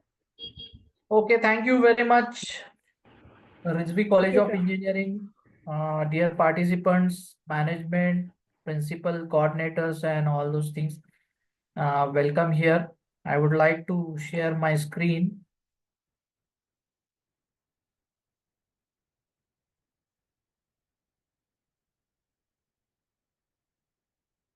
Is it visible? Yes, sir. Okay. Now my topic is principal component analysis and clustering applications. So actually, I heard Dr. Lapsiwala's speech. I am also a fan of finance. I have also added so many examples related to the stock market and all those things. So basically my background is electronics. So programming and all those things, I don't have that much knowledge in detail, but the conceptual, I will explain you in a better way how to apply it. And that is the most important thing in today's Industry 4 world. Try to remember this. Because of AI, everything is available, but how to implement it, that is the most important thing in today's industrial life. So let's start with what is this? Actually, this technique is used to reduce the dimensions, right? But whatever the other things are there, these are as it is. That means what? Actually, yeah, you have already learned machine learning features and all those things. So here in this PCA, what we are going to do is we have to reduce the features, but the result and accuracy will be the same. That is the thing behind it, and it requires mathematics, because whatever mean, covariance, variance, median mode is not directly required, but covariance is the most important factor as far as PCA is concerned. So to reduce the dimensions means we can save the memory and all the stuffs. So that is the main advantage of using PCA. Now here, the database, that is, if you look at the database used in the machine learning, it is a vast and huge. So all the features we cannot add it. So we have to reduce that. And this is the best technique which is used to increase, if it is suppose dimensionality leads to increase complexity, redundancy, and slow computation, then this is the best technique we can use it. Now what the definition is? It is basically a statistical technique that is used to use for the last state, and it will find out the correlated variables into smaller set of uncorrelated variables. That is what the principal components, what we can say. Here, we can use the variance captured in few dimensions. Now, how it works? So actually it is related to linear algebra. So it is PC1 and PC2. It is shown over here. Now here, this technique is used to convert multi-dimensional into single or whatever we want as per our wish. Now here, we have to prefer first of all principal component 1 and then principal component 2 from this graph as well. So it finds by calculating the eigenvectors and eigenvalues. Do you have an idea about eigenvectors and eigenvalue? Do you know what is meant by covariance matrix and all those things?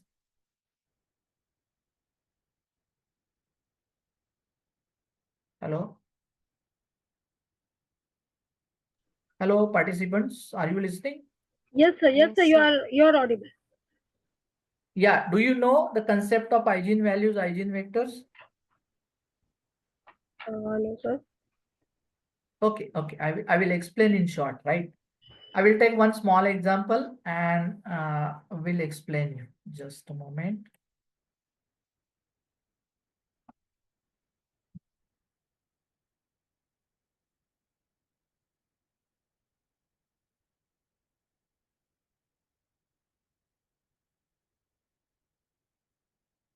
If suppose x1 and x2,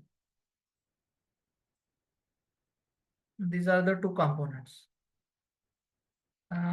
Just a minute.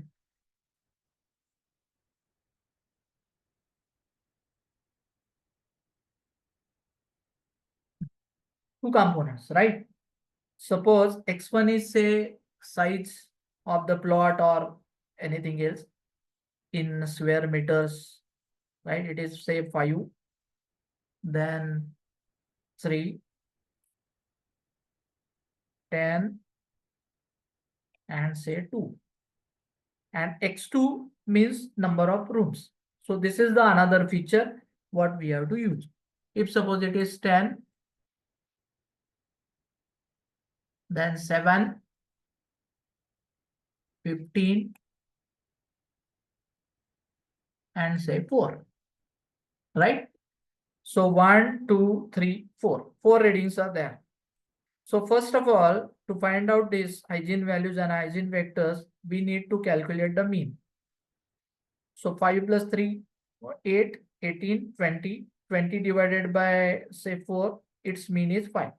Means your x1 bar value is equal to 5. Got it? X1 bar, that is the mean of first picture. Similar to this, 10, 17, 32, then 36. 36 divided by 4, that is 9. So x2 will be equal to, x2 bar I mean, is equal to 9. Now to calculate, first of all, we have to calculate covariance matrix to find out eigenvalues and eigenvectors. So what is mean by covariance? That is, so what are the variables or what are the features are there?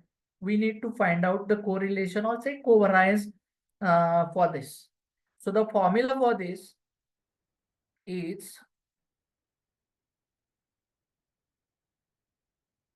it is equal to covariance is equal to,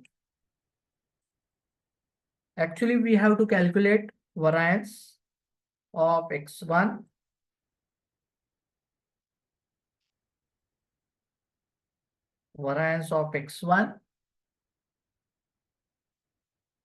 then covariance of, so covariance is calculated among the features or the variables. So there are two, x1 and x2. So that's why it can be calculated as in this particular column x2 comma x1. Right? Now the second row will be covariance x1 comma x2.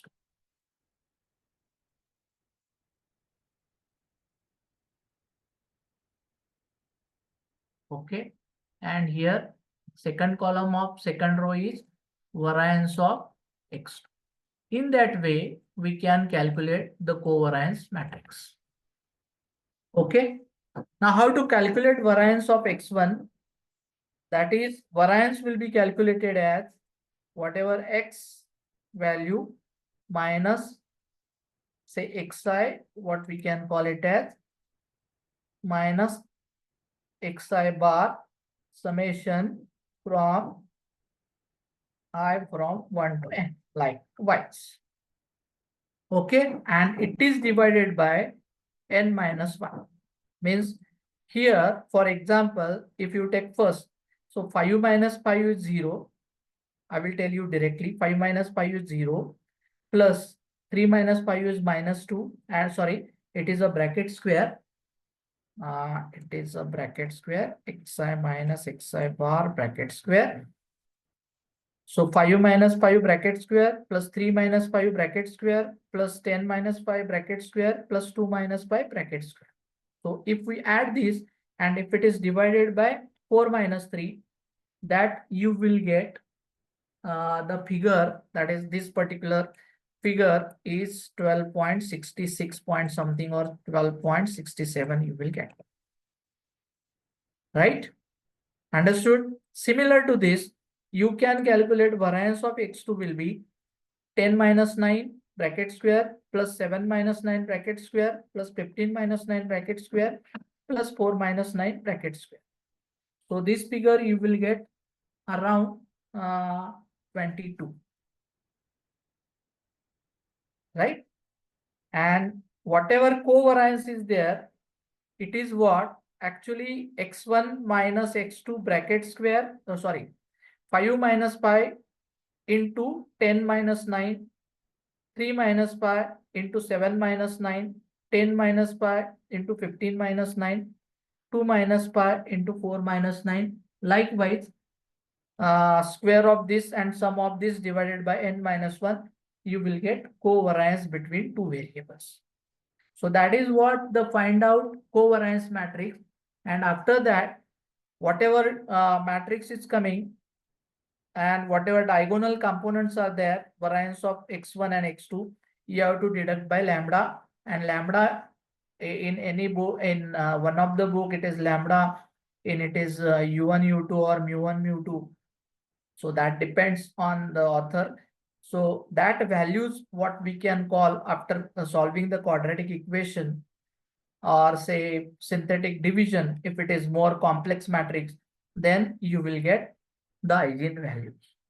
And if you say compare it with original matrix, that is 5, 10 is equal to say u1 and u2, that is your eigenvalues, two eigenvalues, then you will get the PC1 and PC2, that is the principal component. So that is the mathematical part, you will get it, and it is very simplified by using Python, right? So understood. I will explain with the help of program, don't worry. Okay, so I will show you how to calculate the eigenvalues and eigenvectors using programs. Just a minute, I will drop it.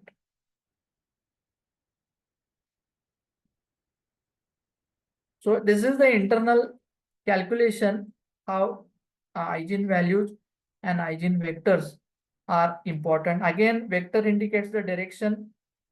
Direction in the sense what? If suppose two stocks are there, say Infosys and Reliance, they are in covariance, then if Infosys is increasing, HDFC Bank is also increasing or Reliance is also increasing.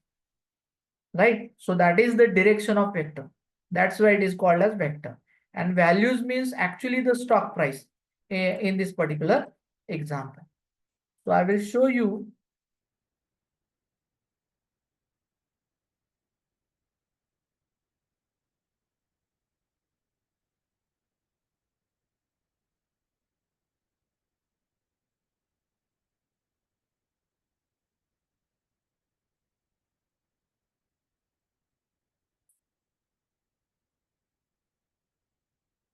Show you how to calculate it.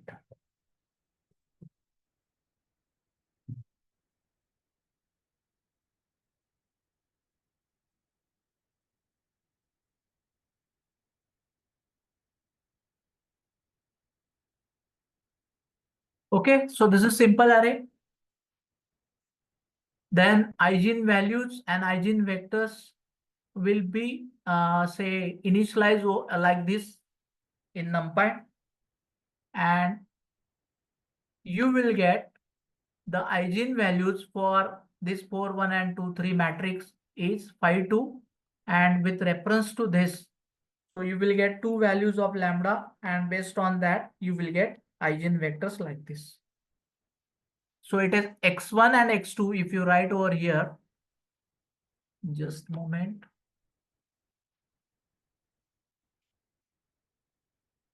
If I write, say, x1 over here, x2 over here, x1 and x2 over here, right? So x1 and x2 are exactly opposite. Actually, it is not. It is for example. But if you take a data of stock or anything else, you will get exact covariance relationship between them. I will explain later. Have you got an idea? So instead of doing the complicated things, mathematical things, you have to write just this particular sentence or say code to calculate eigenvalues and eigenvectors over here. Okay. Again, I will move on to the presentation.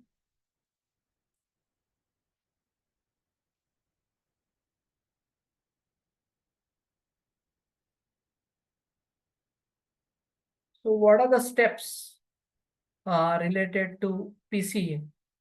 So first step is standardize the data set, ensure all features and contribute it equally. So data set is the fundamental thing for this particular analysis. As all of you know, that is data is important for machine learning techniques. Next, compute the covariance that I have already explained. Covariance matrix, understand the feature relationships. Then third is calculate the eigenvalues and eigenvectors. And fourth part is sort out the eigenvectors by eigenvalues by rank. So what is meant by rank? If the value of eigenvalue is more, then it is having the first rank. Means your principal component 1 will be, say, your eigenvalue, say lambda 1, say lambda 1 is say 50 and lambda 2 say 40. Then the principal 1 component will be lambda will be PC1. That is, its eigenvalue is 50. Got it? Then the last point is, that is the last step, is form new feature space and select top k principal components, right? So out of n number of say features, select the top k principal components. If suppose PC1, PC2, PC3, PC4, n number of PC components are there, then we have to choose 1 or 2.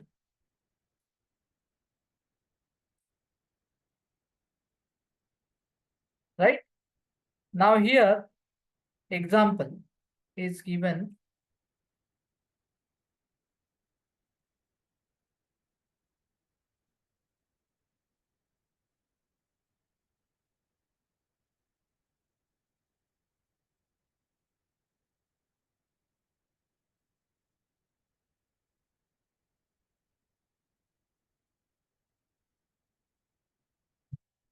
Original data, 3 features are there.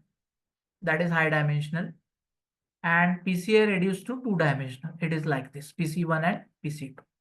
So lower dimensions will be like this. So maximize variance along with PC1 and minimize residual along with PC2.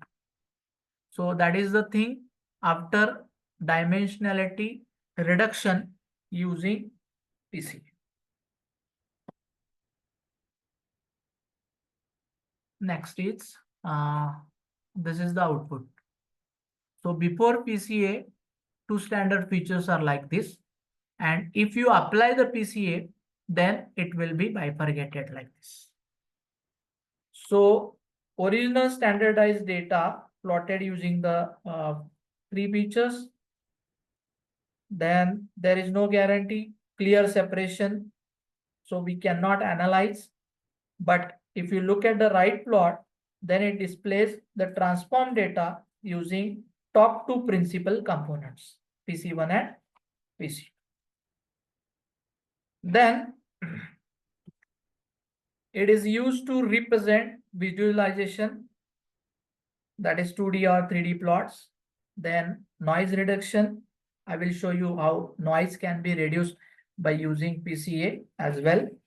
Then data compression, data storage, and pre-processing in machine learning. So I will show you the codes related to this.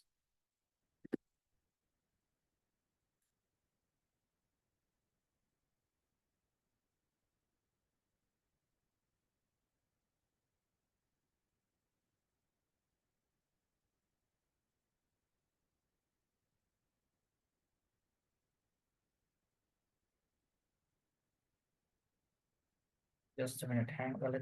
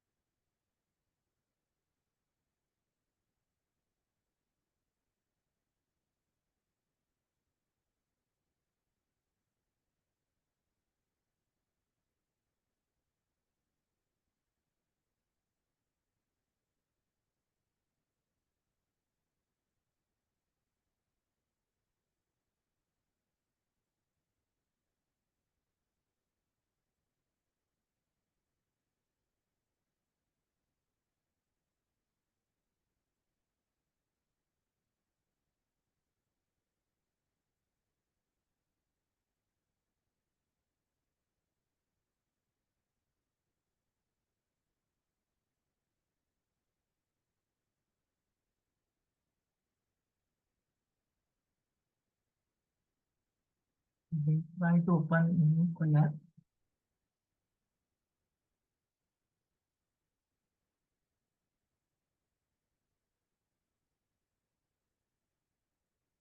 Run it.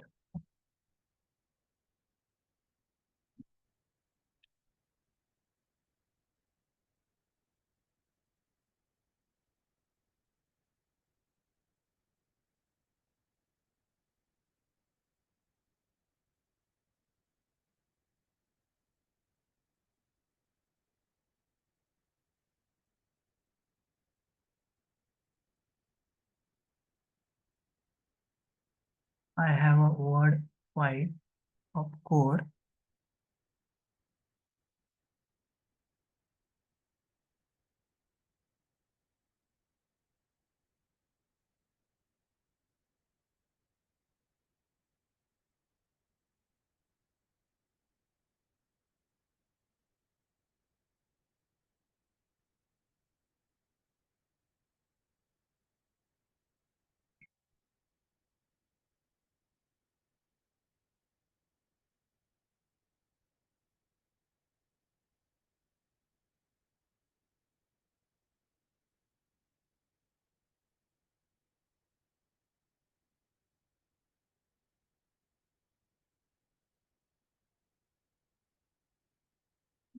Already done.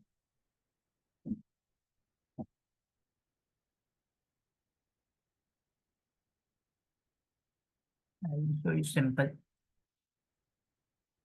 this particular code.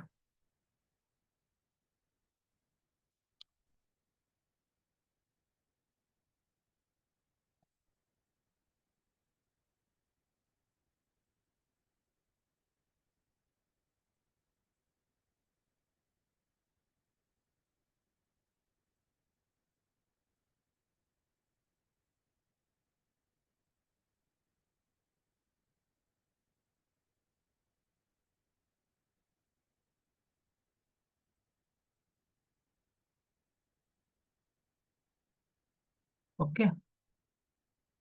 So actually, this is the data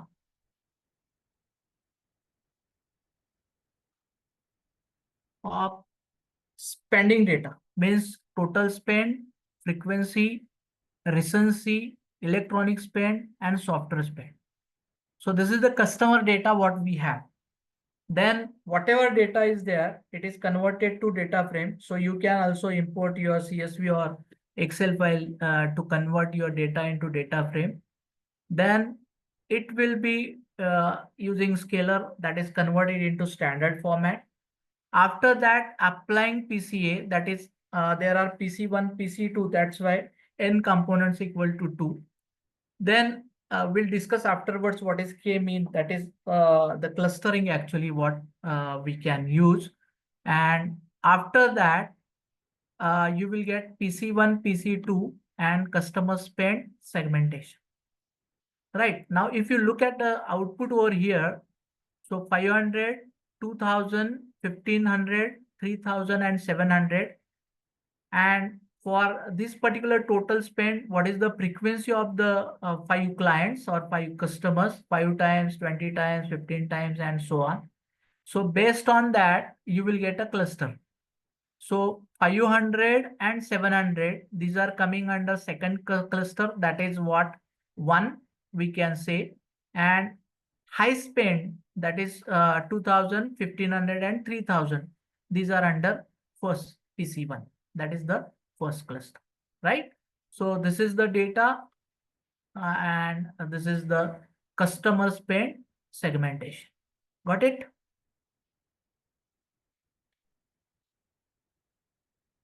Check.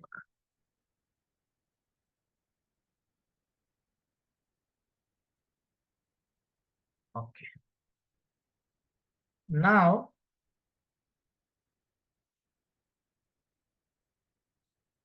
we'll show another one. We'll take related to stock as well. Now, compression, I will show you how the image can be compressed. So this is again one of the feature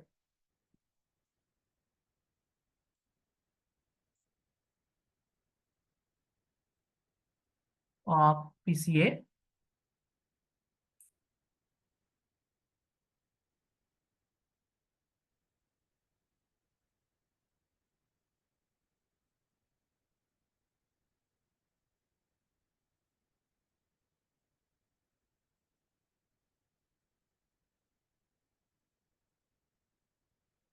Now this is the original image. Now look at the program over here.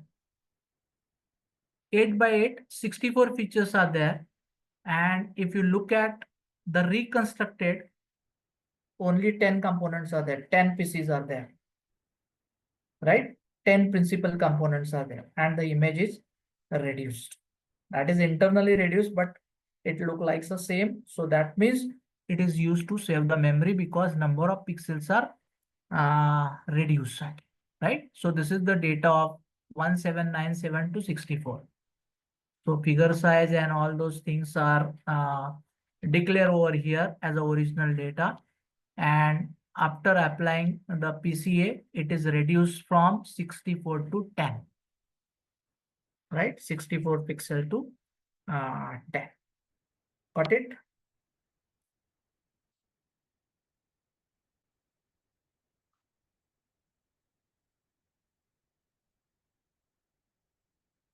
Now we'll switch over to the presentation again. So data compression, then accuracy as well as overfitting.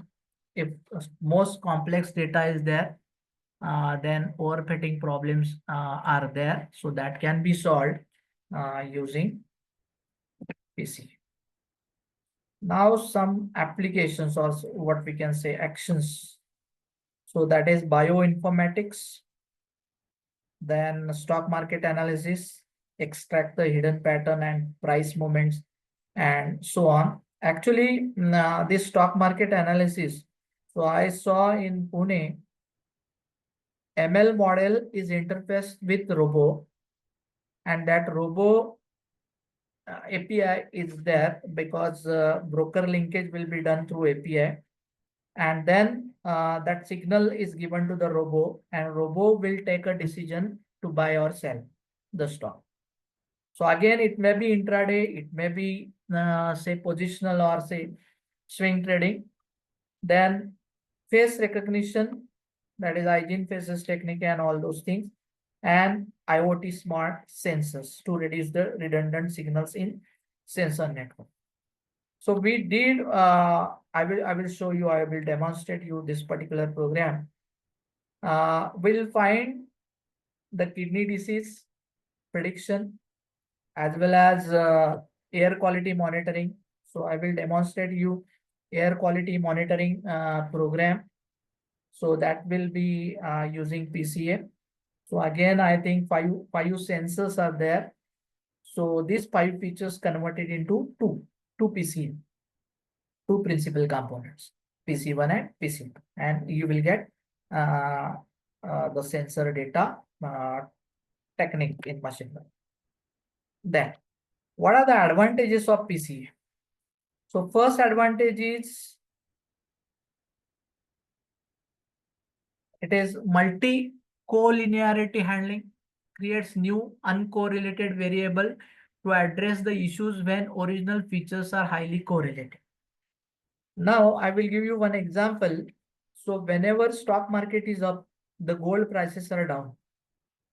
If you look at the history of the stock market, so whenever it collapses, the gold prices rises. But if you look at the last 8 days scenario, all the precious metals like silver and gold, the prices of that also increases, as well as the Nifty as well as Sensex also increase. Right? Means it is uncorrelated or correlated. So actually USD INR, gold prices, it may be because of the Trump crisis and all those things, but it is now uncorrelated, but negatively correlation was there during the previous years. So gold price and stock price, or say market Nifty or Sensex, the index will fall down whenever these prices increase. Now noise reduction, that is eliminates components with low variance, enhance the data clarity. I will also explain with the help of this particular how noise will be reduced. Noise means what? Actually, in our data set, there are some unwanted components, unwanted data. So that data is what we can call it as a noise. And without noise, so there is some disturbance because of this particular noise, means unwanted data. So that is the reason why it will be reduced, and that can be done easily using PCA. Now next is data compression that we have already discussed, that is speeding up processing and storage. Again, is an important factor nowadays because the data is very huge. And outlier detection identifies unusual data points by showing which ones deviate significantly to reduce the space. So these are the advantages as far as PCA is concerned. Now disadvantages are new components are combinations of original variables, which can be hard to explain. This is one of the challenge. Then data scaling sensitivity, proper scaling of data is required. Then information loss. If we reduce the dimension, we may lose some information. Then assumptions. So actually, basically this particular PCA technique is used for linear relationship. So it works best when relationship of variable is linear. It may struggle with non-linear relationship. Means if for example, if you are design our IoT model, so we are working on IoT model for say temperature controller in say farmhouses. Then if I use that particular IoT model to sense the data at south side as well as at Himachal and north side, then there may be non-linearity. So at that situation, it may not work. Then risk of overfitting. Using too many components, that means if suppose multiple PCs, what we can take, then for the small data or say small data set, it may lead to models that don't generalize well. Means for small data set, as well as too many PCs are there, then overfitting problem will be there. So you will not get the proper result of this. Okay. So before going to the next step, that is clustering, I will demonstrate you few examples.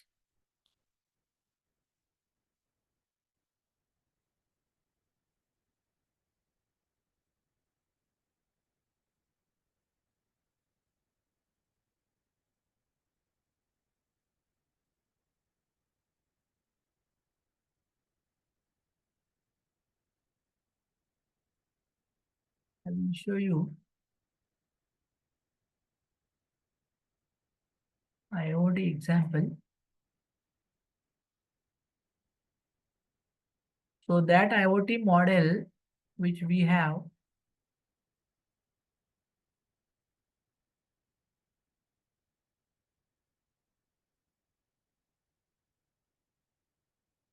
by 9 standard students. So this is sensor data. Now I will explain you how it works.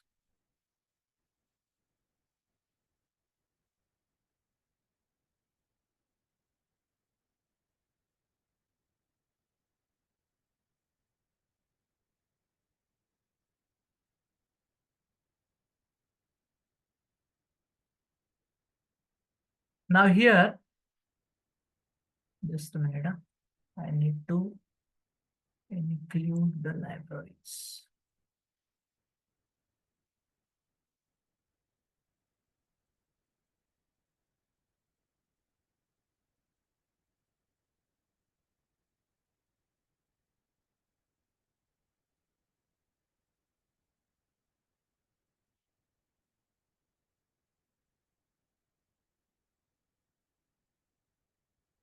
Okay, so libraries are there. 100 samples suppose. Now this is actually PM 2.5, PM 10. Then CO2, NO2, temperature, humidity sensor data is available over here. Right?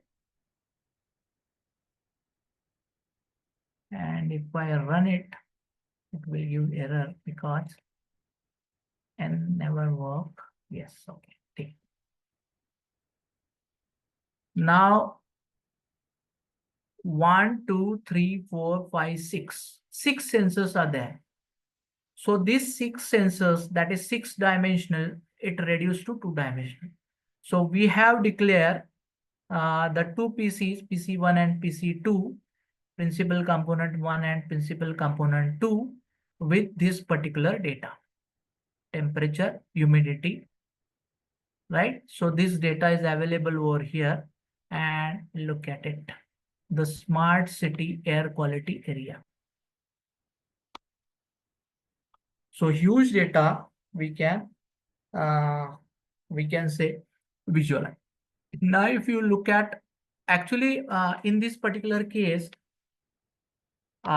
which particular area is say we took an example from Karad city, Sangli Naka, bus stand, then MIDC Karad, all this data gathered. So which area is suitable for which particular application? For residential, MIDC is not suitable. Karad Naka is also not suitable because CO2 and all those things, that is polluted, pollutants are very much higher in this particular case. So that's why we have not to prefer this particular data. So here I have just shown by using this sensor data for PM 2.5, PM 10, CO2, NO2, temperature, humidity. And variance ratio is calculated and total variance captured is calculated over here. Okay, so this is the output by using PC. So this is the dense part by using principal component technique. Now we'll switch over to the clustering. So actually, clustering is a unsupervised learning technique to group a similar data points. Now here there is objective that maximize the intra-cluster similarity. Then common algorithms are k-means, hierarchical clustering, and DB scan. Now, if you look at the clustering over here, that is partitioning, hierarchy, and DB. So centroid-based clustering, or the another name is partitioning, predetermined number of clusters, and each cluster is referenced by vector of values. Then second, DB based, that is DB clustering, automatically determines the number of clusters and is less susceptible to initialization positions. And third one is hierarchical, or say connectivity based. So in that particular clustering, the hierarchy of clusters using measure of connectivity is based on the distance when organizing a collection of atoms based on their similarities. So we'll discuss one by one. Now, we'll first of all say K means how it works. So here K objects are assigned, that is number of clusters K. Then assign each object to which object is the most similar based on the mean values. That is what we can call it as a centroid. Then distance objects to centroids, that is update cluster, means that is recalculate the mean of each cluster with updated value. So actually आपको जब boring जो है खेत में या फिर plot में निकलना पड़ता है, so we can use the clustering in different way. Then repeat the step whether clustering based on minimum distance is there or not. Then if it is not, then again centroid will be changed. If it is correct, then we have to choose that particular cluster. So I will show you like this. So this is the stock behavior. So these are the high valued stocks, and this is the centroid of the cluster centers, that is stock 1, stock number 6, and stock number 8. These are the stocks, high valued stocks. Then if you look at this particular cluster, middle one, centroid is this, and stock 3 and stock 4 lies in this. Then then stock 9, stock 2, stock 5, stock 9, stock 7, stock 10. Here is the centroid. These are low value stock. Again, in stock market analysis, high valued, low valued, you have already known that is A to Z categories are there as far as stock market is concerned. So A category means high weight stock in the exchange. If you take an example of say Nifty, then high valued stock will be HDFC, Reliance, Infosys, and all those things. And if you look at this particular stock, then these stocks are Z category stocks like S Bank, Idea, Vodafone, and so on. Right? So for this particular stock behavior, we can use K-means by calculating the centroid of it. So x-axis PC1, y-axis PC2, one stock position based on the behavior. So I will try to show you demonstration of this if it is possible. So PC1 captures the largest variation that we have already discussed. Then often linked to overall market sensitivity, that is high valued or say high price stock, but we can call it as, or say high volume or high variant stocks. Then PC2 will be captured second largest variation. So variation may be based on the previous closing, may be based on the moment or the volume.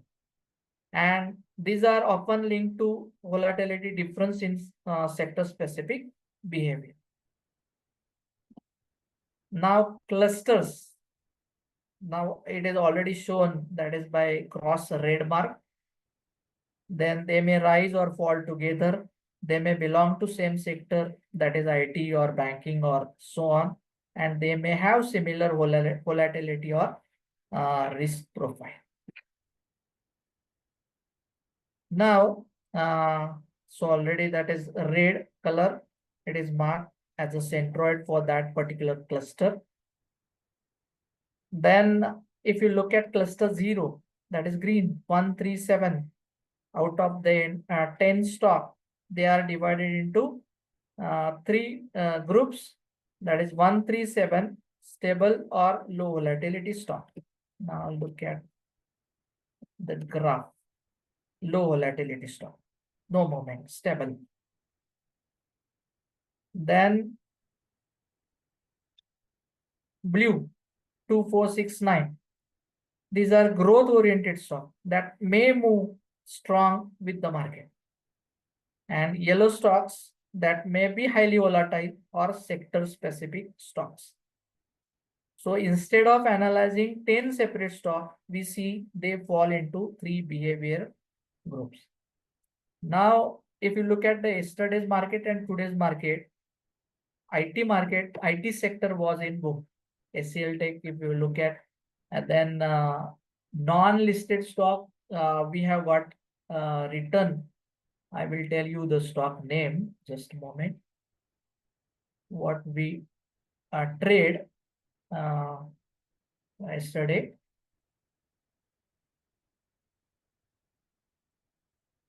Just a minute, I will show you.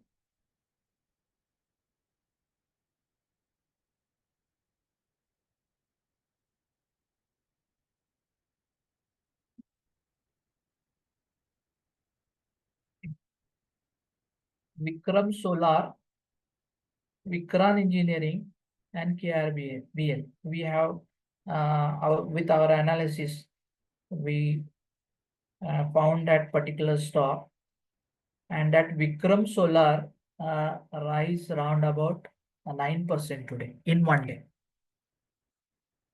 Right? So our technique is different. Now the next method is DB scan. So in this particular method, a density-based clustering algorithm is there. They are closely packed together. Then arbitrary shaped clusters. Then now noise and outliers, that is effectively identifies and handles the noise points. Now look at DB1, DB2, database 1, database 2, and database 3. So it will be scanned like this. Now, DB scan and K-means. So see the difference. See the difference. So K-means it is totally different. Now look at the DB scan. This cluster is totally different. Here it is mean by means of boundaries. Outliers, these are the outliers in DB scan. And these outliers cause the noise effect. Now, if we compare these things, that is clusters, centroid base, K means density and connectivity base, spherical, arbitrary, and moderate flexibility. Here, number of clusters specified, you have to specify, then auto-detected, cannot dendrogram, I will tell you. Then noise handling is poor in K, it is good, and it is, yes, it is good. Poor in case of connectivity base. And hierarchy, no hierarchy, but in connectivity base, hierarchy is there. So how this connectivity base, I will tell you, I forgot to tell. connectivity based. If suppose A cluster, B cluster,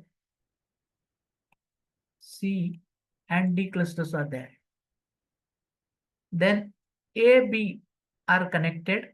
So this is what we can call it as cluster number 1.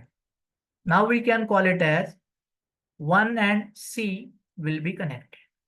And if D and E are connected, then this is cluster number 2. Then C will be connected to 2 or 1. So that is what we can call it as connectivity based or hierarchical based model. Now I will give you a similar example. So we have a neighbor's neighbor, like that. Our connectivity is very much closer to our neighbor than neighbor's neighbor. So likewise, so whenever multiple clusters are there, then their connectivity is used in PCA technique.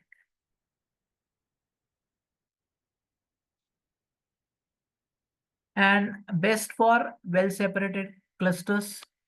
Density based is suitable for complex, and for small medium data set, connectivity based cluster is widely used.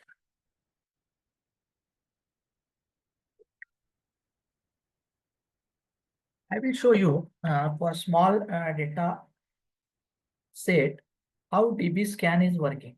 We'll try to show you. Just a moment.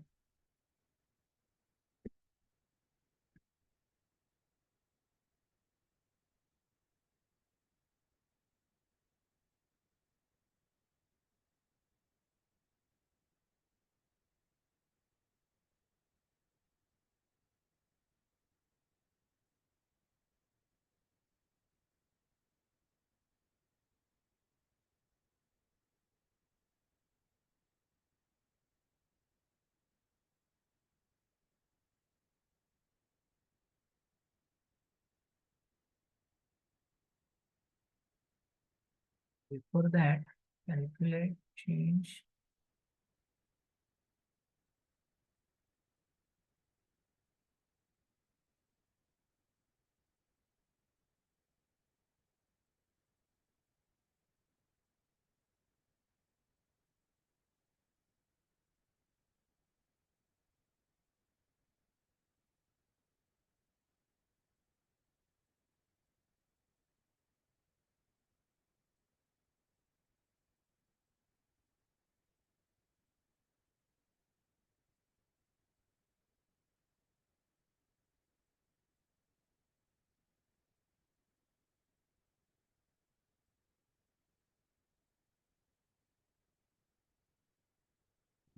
This scan is not there.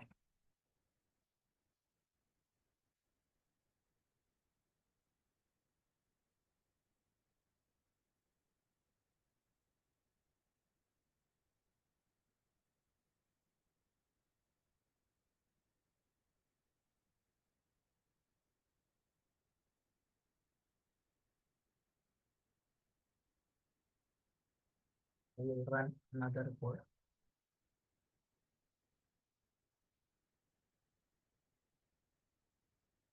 Network is slow, that's why it is not running Google Colab, because I have all the codes. Okay, we'll try.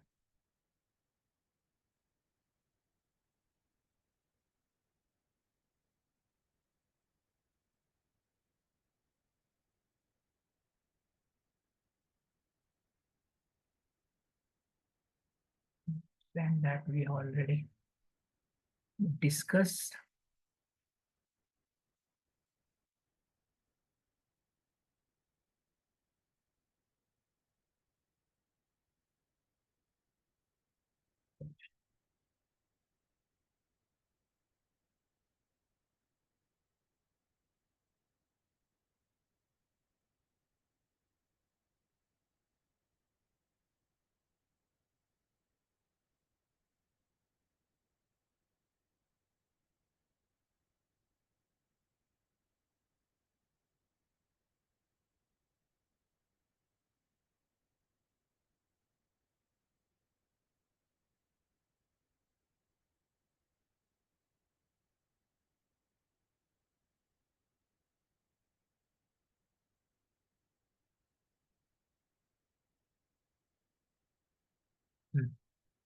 We'll discuss this.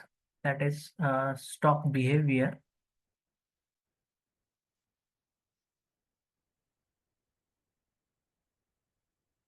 And you will get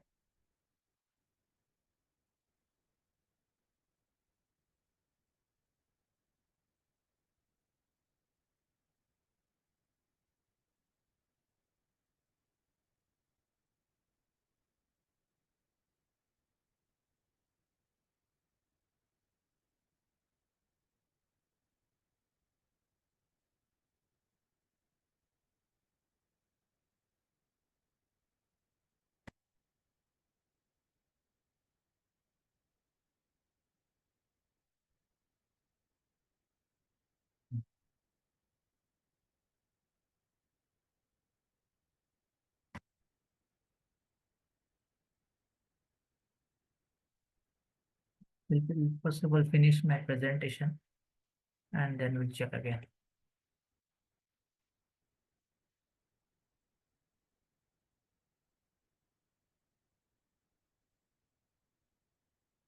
This is what the comparison among this. Now applications, that is for customer segmentation, that is for marketing and business. Image segmentation, computer vision application, fraud detection for cyber security, and recommendation systems. So these are the applications of the customer segmentation. So I will explain you with one example, that is customer segmentation for as far as marketing and business is concerned. Now, if you look at the categories of the customers for purchasing the cars, then the popular brands are Maruti Suzuki, then Hyundai and Honda. So whenever if you look at the consumers or customers related to low budget, low income, then they are going for the Maruti Suzuki cars. But nowadays, I think from 6 lakh onwards, the Maruti car prices are starting. And if you look at the high class, then they go for Honda City and all those things, or say Skoda and all those. So this is basically there are three particular automobile brands, popular brands as far as car manufacturing is concerned. That is Honda City, Maruti Suzuki, and Hyundai. So Hyundai is in between, and Honda products are costlier. So based on the income, again, for comparison, if you take at Maruti Suzuki and say Hyundai, then Brezza and Creta, these are the comparable cars. So this particular application uses clustering. Then image segmentation already we have discussed. Fraud detection as well. For fraud detection, we can use clustering as well. So case studies. Retail store customers based on the age, income, spending, and score. Now the best example is DMart. Why DMart is popular? Because variety of products are there. So from children to old age persons, variety of say items are there. So that's why DMart is more popular, because it suits for all age groups, all income groups, and spending score as well. So spending score is more in say malls as compared to small retail store. Then import the data set, apply K means clustering, visualize the customer groups. Then outcome will be identify high spenders, budget customers, young customers, and loyal customers. So based on the categories, these clusters easily we can find it out: high spenders, budget customer, young customers, and loyal customers. Right? So what is meant by loyal customers? That is frequently they are purchasing the goods from the retail stores, or payment, if it is on credit basis, they are paying even though they are purchasing high purchasing rate, right? So for this case study, means can be used. So my network problem is there. Now for PCA, clustering and PCA, if we combine, then it will be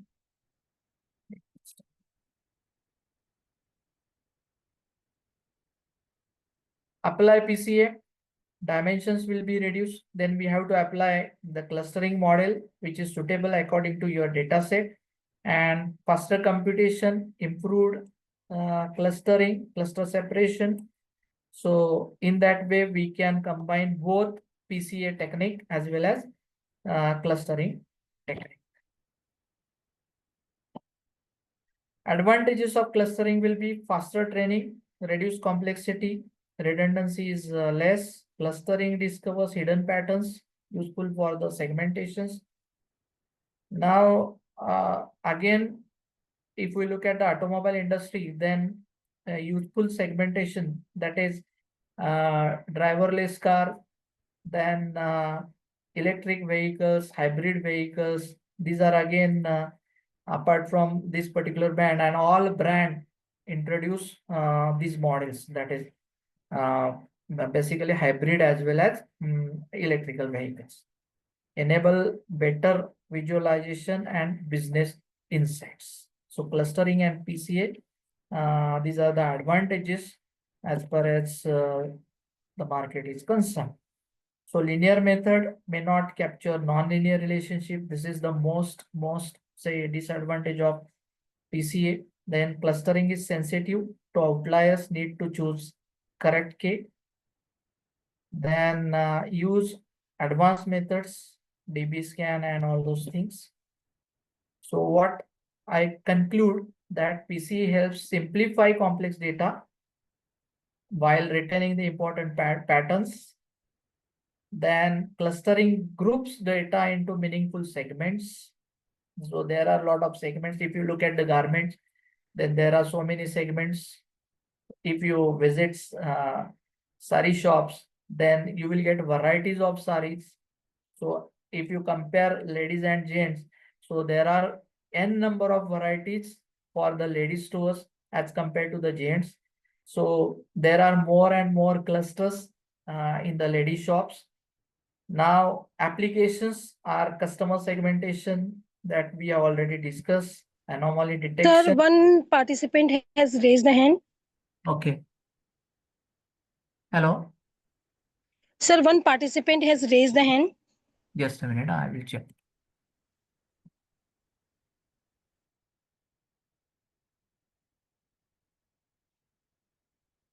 Yes.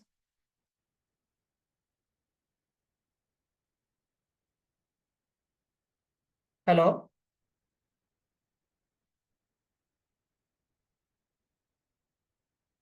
Hello.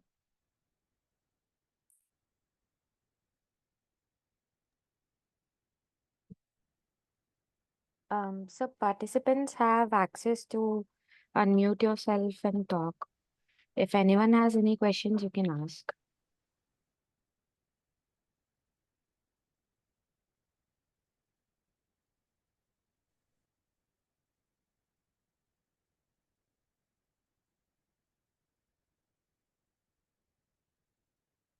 So combined approach is best suitable for one of the most important tool in data science and AI, that is PCA and clustering. Thank you. Sorry for my network problem. I want to show you 10, 12 examples related to whatever we saw the theory. So if possible, I will share with the coordinator as well. Yes.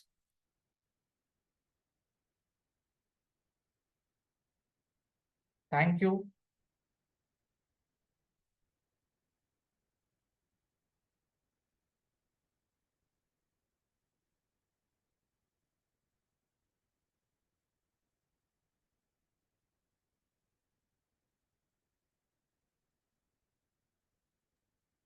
Thank you so much, sir.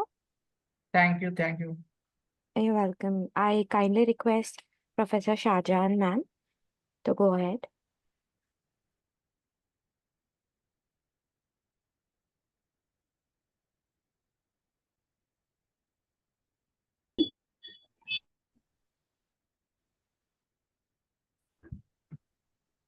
Thank you, Mr. Naik, for delivering such an engaging and informative session on application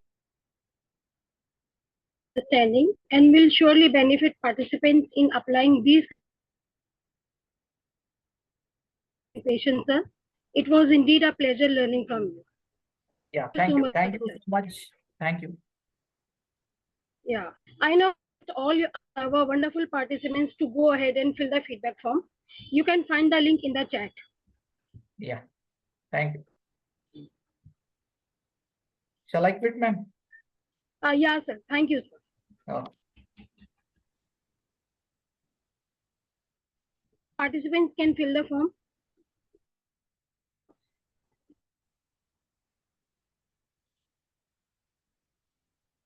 Today, through the insights by Dr. Pranab B. Lapsiwala, Mr. Nitin B.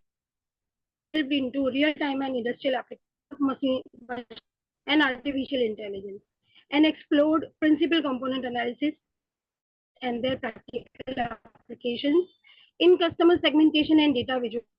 Both sessions beautifully bridge theory with giving participants clarity on advanced while also showcasing how to solving real world problems. We conclude day 3 of the ATAL FDP on the future of ML, balancing innovation, ethics, and industrial. On behalf of Rizvi College of Engineering, I extend heartfelt gratitude to esteemed speakers for sharing their expertise, to our participants, their consistent enthusiasm and engagement, and to the dedicated organizing committee for ensuring the smooth conduct of today's session. Also express our sincere thanks to our principal madam, Dr. Varsha Shah, our and ICTE for encouragement. We look forward to a warm welcome you all with the same energy and zeal for day 4 of the FDP. Once again, and wishing everyone a pleasant evening. Thank you.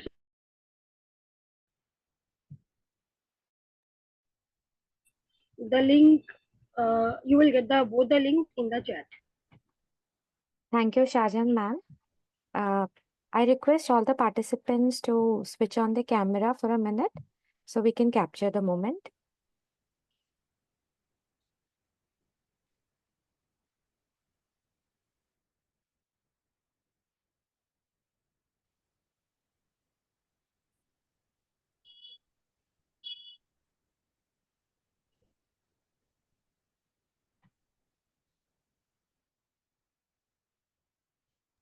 Thank you, participants. Thank you so much.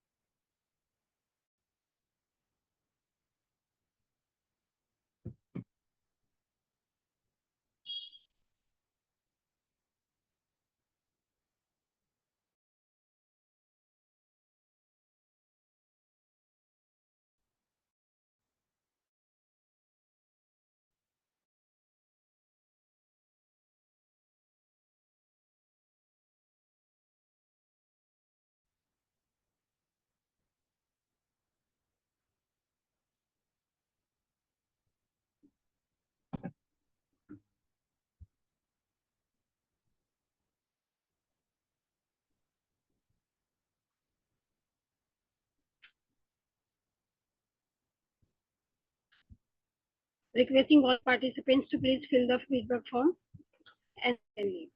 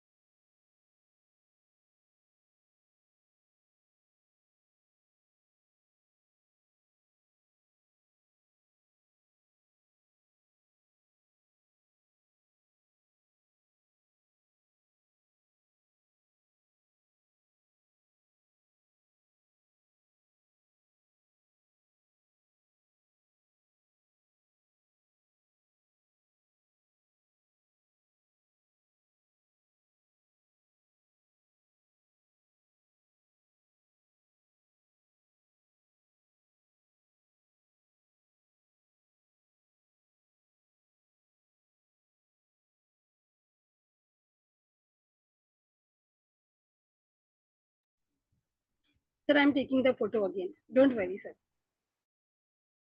Dr. Baban, I'm taking the photo again. Don't worry.